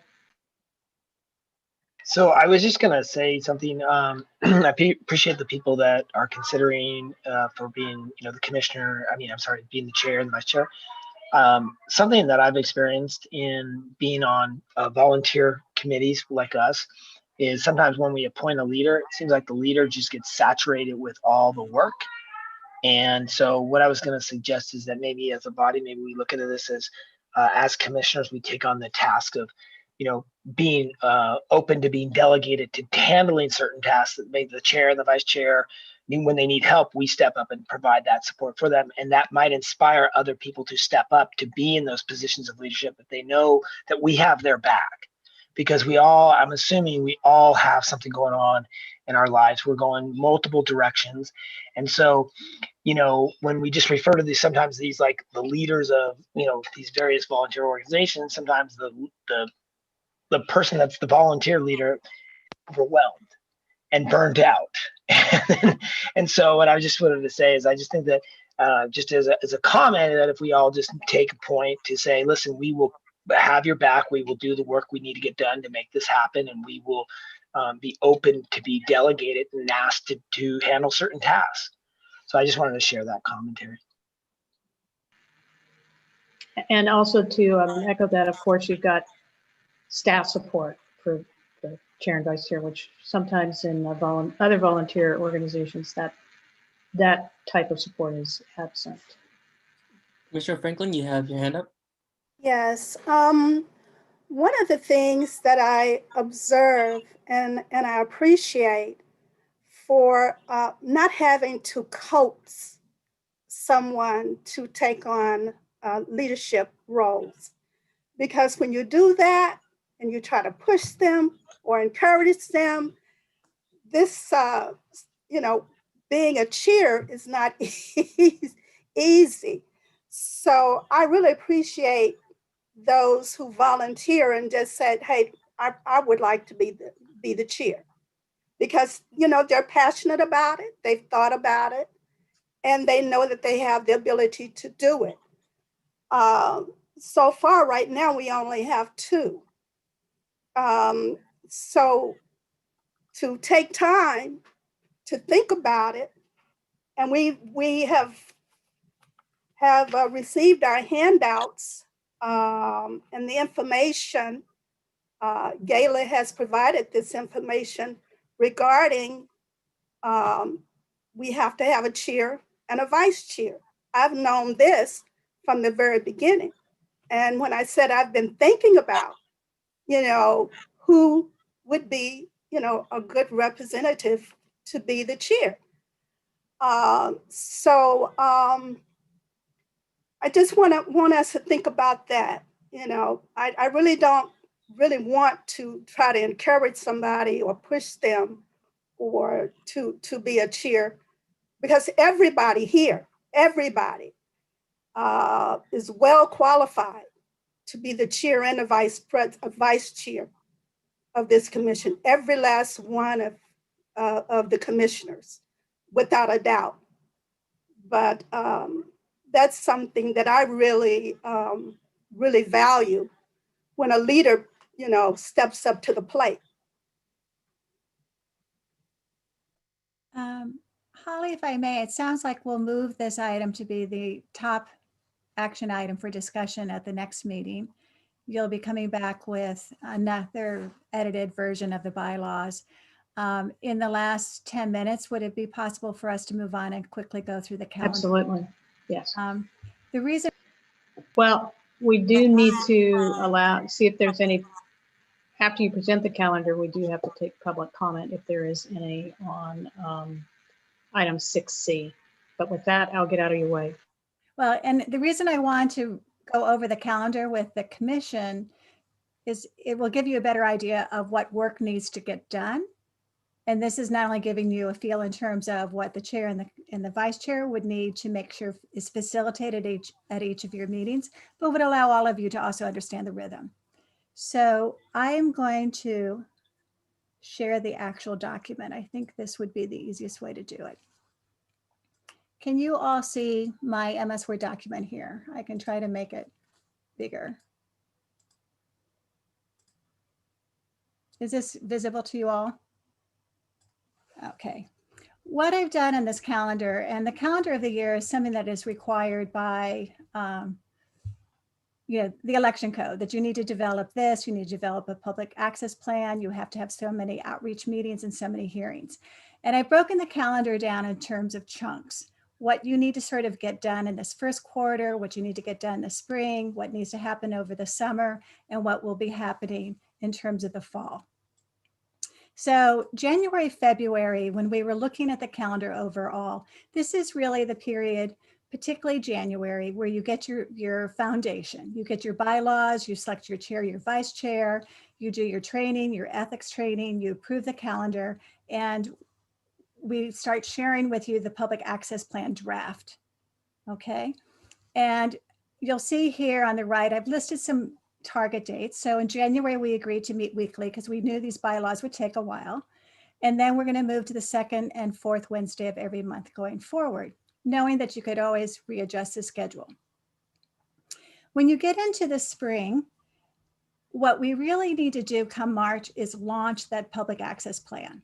And the reason for that is you are required by law to have 7 public hearings, 1 in each of the supervisorial areas, and we'll have to talk more specifically about how we do this in the virtual environment, and 2 additional ones. These are to occur not only for you to share what the process is about, what redistricting is about, but also to hear from the public, their concerns. These meetings have to occur before any maps are drawn. So the idea was to do the promotional work, develop the plan in February, you approve it, March we launch it. And then when you get into April through maybe early May, you would hold these 7 public hearings. The 7 public hearings actually require that at least 9 commissioners attend each one. These probably will be evenings and probably on Saturdays. So we can actually make it a little bit easier for people to pick which meetings they might go to. That may be a month when you're doing so many public hearings where you may say, we won't have the commission meeting every other week. You might do it once a month, or you might decide all of our attention, we're going to go into these public hearings.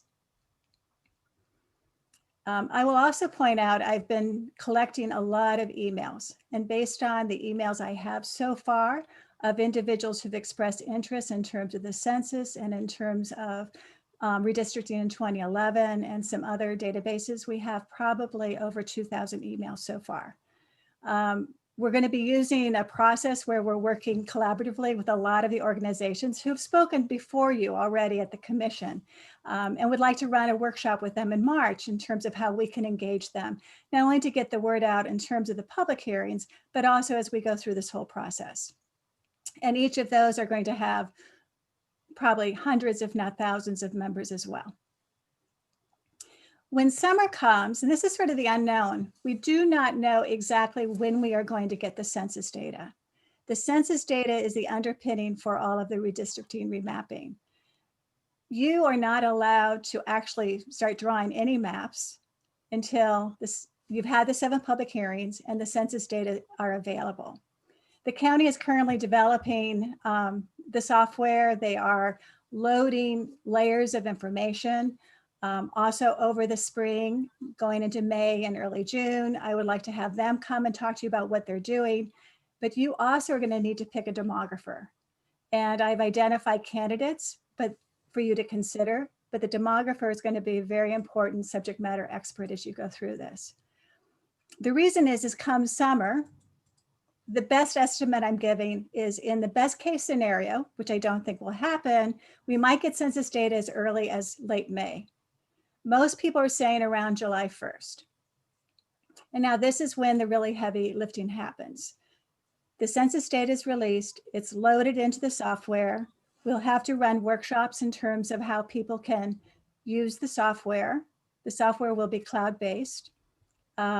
You'll have to learn the software.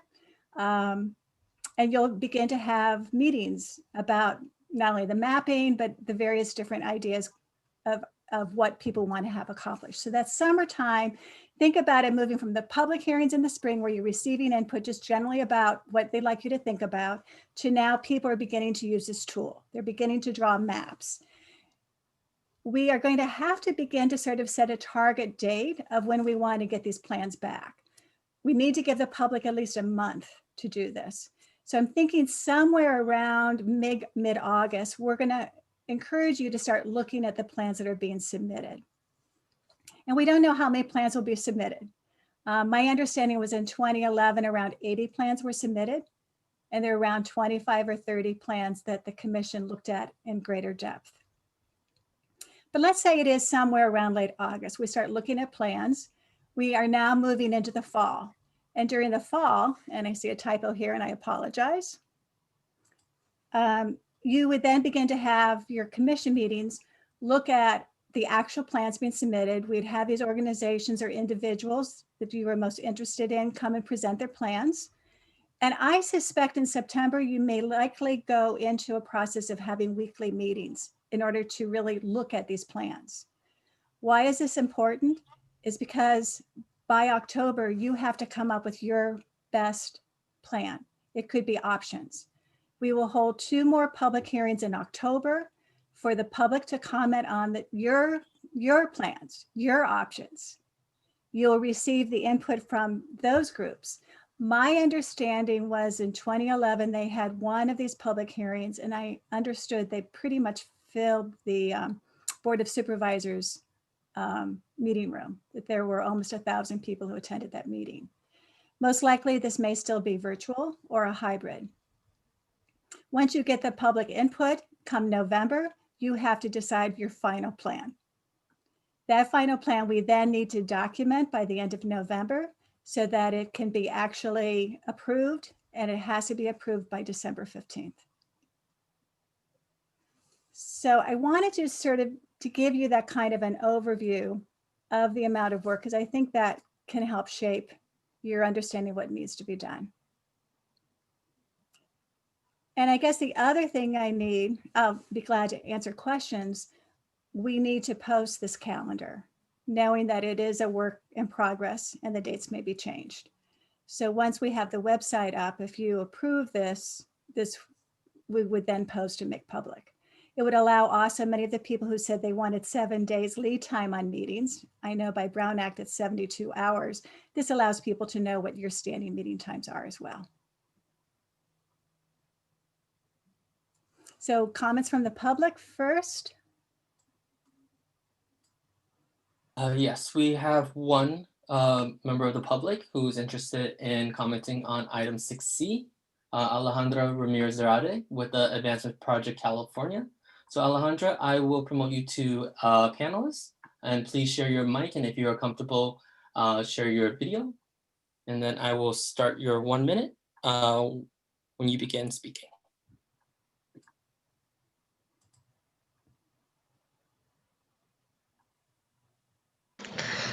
Okay, here we go. I can start my time now. So good evening, commissioners. Again, thank you for your commitment late into the night, and thank you for continuing as long as necessary.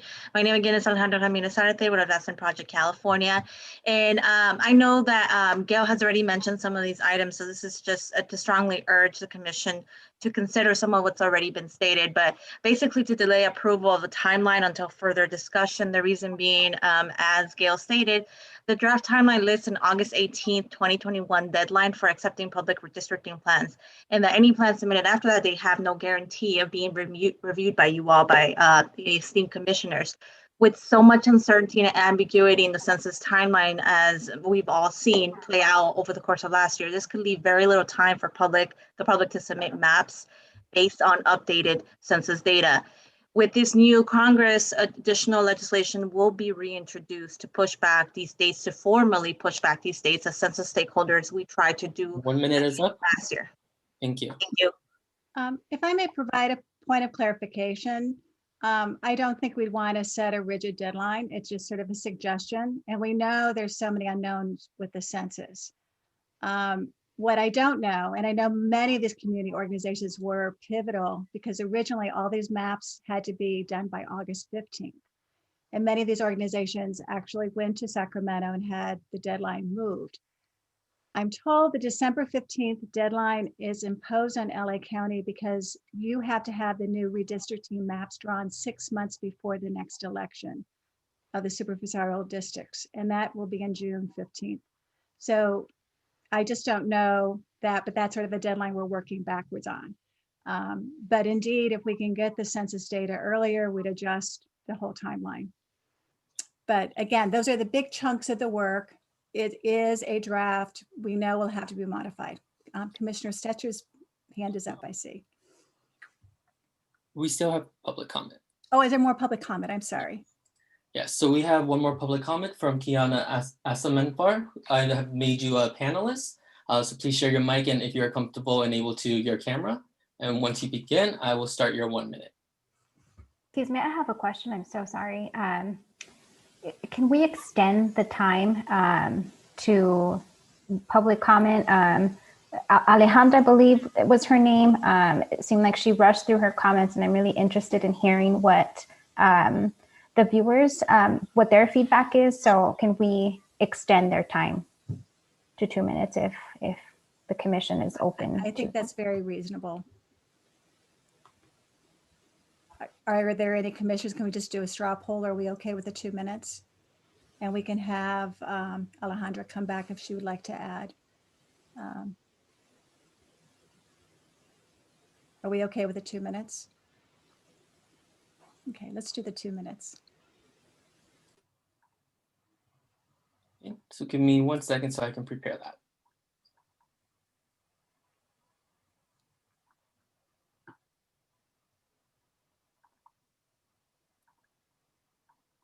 While we're waiting, can I offer a possible suggestion, which is that we state the dates in the prospective calendar, not in terms of specific dates, but number of weeks after receipt of the census data. So it could be within the first 4 weeks, we have to do X, and the first 6 weeks, we have to do Y, and so on, which shows that it's a draft and it's tentative. That could easily be done. I think the hard date, until it would be changed by law, is the December 15th one.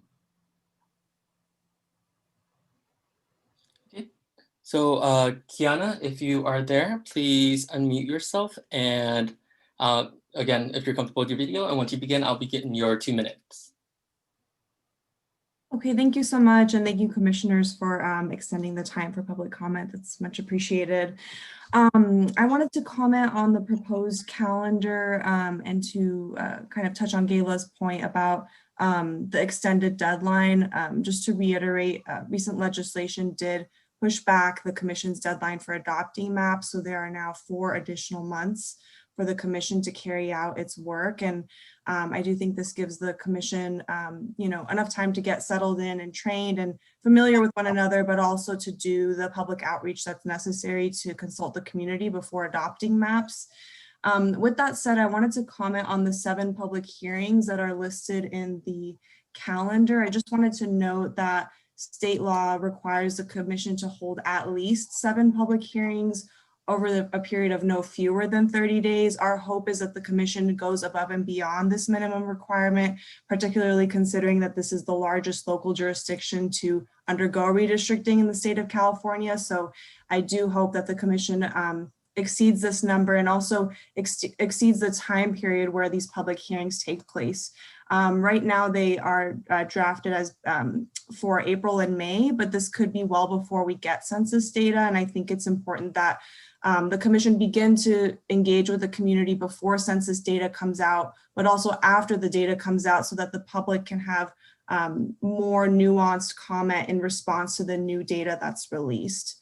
On a similar note, I just wanted to also elevate the point that Alejandra was making about the deadline for the public to propose redistricting plans. I just want to make sure that there is sufficient time for the public to process the census data once it's released, to be able to turn that around and give the commission a proposed redistricting plan for your consideration. So with that said, that's just a summary of my comments on the calendar. Thank you. Thank you. Okay. Alejandra?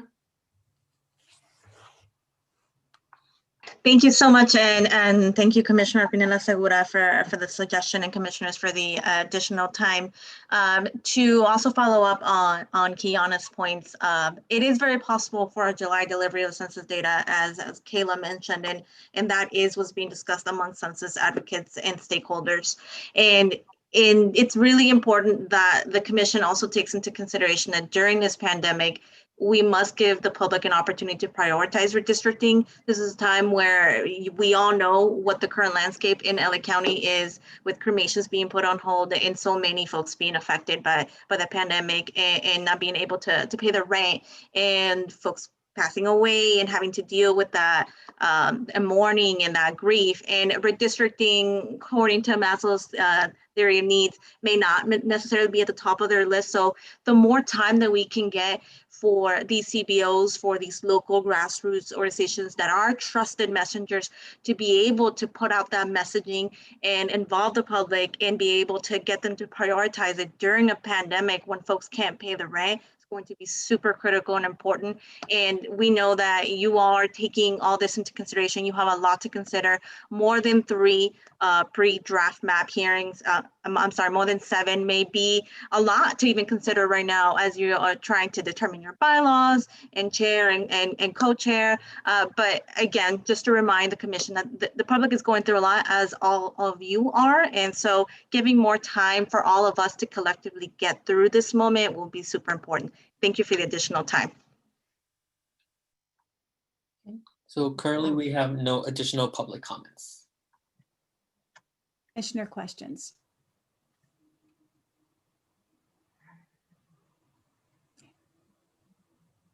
And again, I just wanted you to have an overview of coming attractions. I believe Commissioner Stetcher, you have your hand up. Yes, the thing that seems the most troubling to me is that most of the public hearings come in before anyone has data and an opportunity to look at changes in census patterns. And I understand we can get some valuable input lacking that, but it would seem to me the best input, if we had the time, would come after the data were available.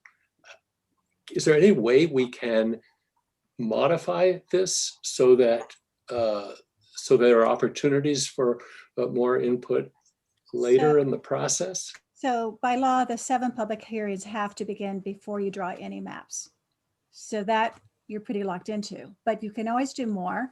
And in developing the calendar, I am anticipating workshops in June, July with community groups in terms of the software, the data, what's coming out of it, which may not be a public hearing. It'd be more of a workshop environment that our staff and the county folks and others could run.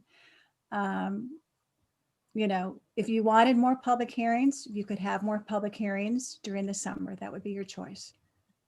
What I gave you was basically the minimum. You could have more than 2 public hearings in the fall. By law, you have to have 2. And you have to have that 30-day spread. Commissioner Orpanella Segura. My question may be premature, but in thinking of public hearing and making the concept of redistricting a common household terms with the general public, I'm not sure if it's being considered now, or the possibility of securing a social media handle for the redistricting commission, so that we can start putting out some information in addition to what's on the website, so that folks can become familiar with what the process is, because there may be some who are not familiar with what redistricting is. That way, when the public hearings come, they may be more inclined to attend, or may have more curiosity to attend. And that'll be part of the public access plan. So we'll make sure we have that incorporated into that as well. So this is just the calendar for the year, just to sort of set it all out. But that's a very good point for the next plan that you're going to have to look at, which is the public access plan.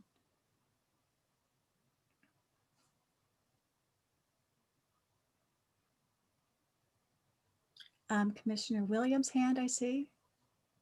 Do you want a motion from us to accept this calendar then, or just? You can make a motion to accept it. I'm telling you, it's a work in progress. We did have one suggestion that we do it by weeks after the census data are received. We can keep it marked draft and a work in progress and adjust as you go forward. But we are required to share with the public as soon as we can a calendar for the year. Okay. And again, it allows them to know what are potential dates coming. Okay, I would like to make a motion then that we accept this calendar as a work in progress, and that we will, when it's posted, we will note that it will be periodically updated when we have certain key dates. So I think if we can make that kind of note, that's important. Commissioner Wong, you have your hand up. Yes, I guess I would, well, I would like to amend Commissioner Williams' motion slightly, in that I like Commissioner Stetcher's idea of putting in, since we don't know when the census data is coming out, the option, putting in weeks so that we can guarantee a certain time rather than a specific date, along with her other language around that it can be changed at any time and will be updated.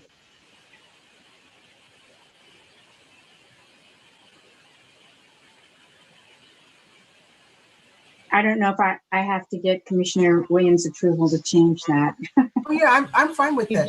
I like the idea. In fact, I like working with a timetable that shows the time, sometimes rather than hard dates. But that's fine. Do I need to repeat it then? No, you can just simply say you'd make the motion with that amendment. Okay. And then we're still looking for a second. Okay. Then I would second it. Commissioner Soto, then Commissioner Maeda. Kiana mentioned a bill that was passed in the state extending the deadline to adopt the maps. Do you have an update on that? Yes. I mean, what was very important was originally you would have to do the redistricting by August 15th. And so these community groups that we need to partner with have been very influential, and they got the deadline moved. For Los Angeles County, it is December 15th. Got it. I didn't understand that. The only way that date could be moved at this point is if there was some law that the redistricting maps did not require their completion 6 months prior to the next election, which is in June 15th of 2022. So that's that's where we don't have any latitude. And Unless the so, law changes. so adding additional public hearing still needs to be within this time frame. And so we have, just for clarification, we have a requirement to hold a minimum of 7 that will have to take place prior to census data being available. And then we have a minimum requirement of 2 additional post map reviews. Well, in reaction to what you are going to propose. Okay. So I guess I understanding that we do have a requirement to have a calendar available for the public to review. I definitely feel that I need a little bit more time understanding this now. Okay. To think about just the calendar and where there may even be possibility of fitting in additional public hearings, and if it's important for us to state that there will be additional public hearings, so we're committing to that in this calendar. And that's actually something you don't have to decide at this point. You could always add more as you go forward. Commissioner Maeda, then Commissioner Holtzman. We could make a statement, it's the minimum. Sorry. Yeah, I was going to second the motion, but since it's been seconded, I'll just speak on its behalf. I think we should get a calendar out there. We certainly would want to have the words about it's being drafted. It can be subject to being updated, and a lot depends on when we get the census data, and that it's a minimum.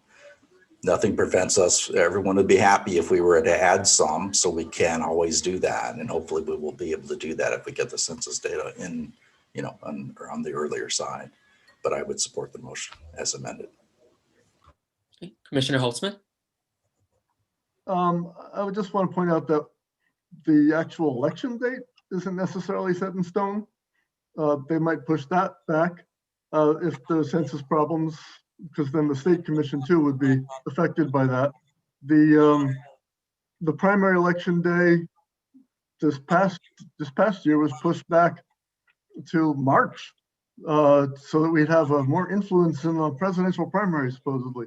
So, and a lot of jurisdictions have their elections after the summer's over, have their primaries in September, so, or whatever. So let's not feel too stressed about what might happen if the census doesn't come through. The other thing is, I was just looking in the elections code for the new deadline. I don't see that. Where is this from, or what was this bill you're talking about? Did it just get passed? December. No. Go ahead, Holly. It got passed in the fall, and what it does is it references a different election code section. When you go to that election code section, so you kind of have to trace through. You will not see December 15th in the amended law, whereas before you saw August 15th was in there. Now they just say it has to be done by reference to a different election code section. And when you go to that, that's how you trace it back based on the county's election dates it has, which as Gayla mentioned is June. Well, thank you, Holly. I will, So you I will kind trace of that. connect all that. I'll find that. Nice to know. Thank you. Other comments? There's a motion made by, I have my notes here. We have a motion made and it's been seconded. Ty, do you want to take roll call? So I'll take roll call. Commissioners, please be prepared to unmute your mic and respond when your name is called. Commissioner Jean Franklin. Yes. Commissioner David Holtzman. Yes. Commissioner Daniel Maeda. Yes. Commissioner Mark Mendoza. Yes. Commissioner Apollonio Morales. Yes. Commissioner Nelson Obregon. Yes. Commissioner Priscilla Orpanella Segura. Yes. Commissioner Saira Soro. Commissioner Priya Shidaran. Yes. Commissioner Brian Stetcher. Yes. Commissioner John Vento. Yes. Commissioner Carolyn Williams, Yes. Commissioner Dorina Wong. Yes. Motion passes. And I would suggest, since we are 10 minutes to 10 and we've extended, the second agenda item actually was taking the calendar for the year and breaking it down into further tasks. And I would suggest we move that to next week. The last item that I had was the selection process report that was sent out to you as a draft. I know you had looked at last week. There was a desire to wait another week to look at it. Are we at a stage where you want to consider it tonight, or shall we move that to next week as well? And again, this is part of transparency and reporting to the public the selection process. And most of the report, as you notice, is really focusing on the demographics of the commissioners selected.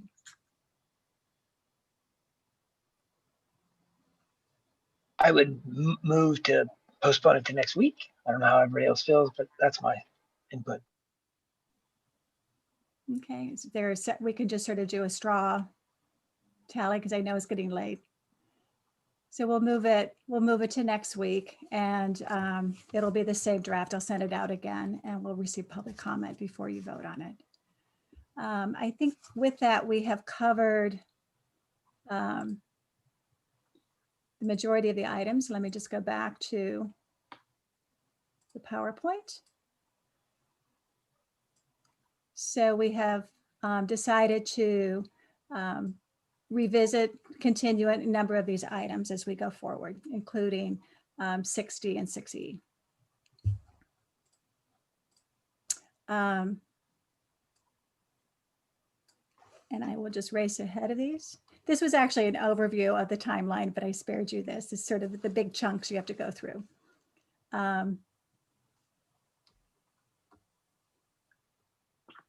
So I'll cover this next week. Some quick updates. We may have a partially live website next week where we can begin to post the meetings and people can sign up. Commissioners, I'm encouraging you all to get your emails. And I think we'll wait on these other items and just ask, are there any other matters? I apologize, I took this out of order. Are there any other matters not posted that you would like to have placed on future agenda? There was one submitted in writing from Commissioner Holtzman. Commissioner Holtzman, you have your hand up? Yes. I did submit a list of issues I'd love for the commission to consider. I think the commission would benefit from considering them. You have the list before you. I don't think we need to take any action on it tonight. I could, at this point, take clarifying questions on what's in the list. We could also put that over for another meeting because it is getting late. I do urge you to go through that list because we might want to consider these items on future agendas. And with that, I just wanted to briefly mention a couple of other things that might want to come up. I'm not sure if it's in there. The website itself, the website idea. It's great to have a website. We might want to talk about whether the commission should approve the website design before it goes live.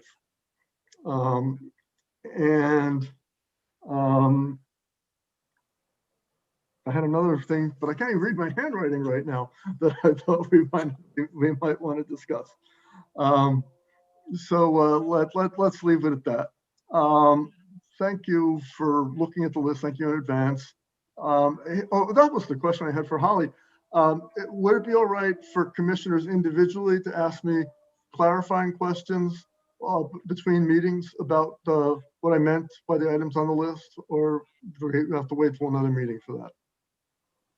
I think folks could ask you questions, but you would have to keep count of how many asked you on a particular item. So what you have to do is be cautious about developing a consensus on whether something should be on a future agenda. And so you need to be very cautious about it, I would say. Okay. I should also point out, I don't really have fixed opinions on a lot of the things on the list. I just thought the things we really need to think about.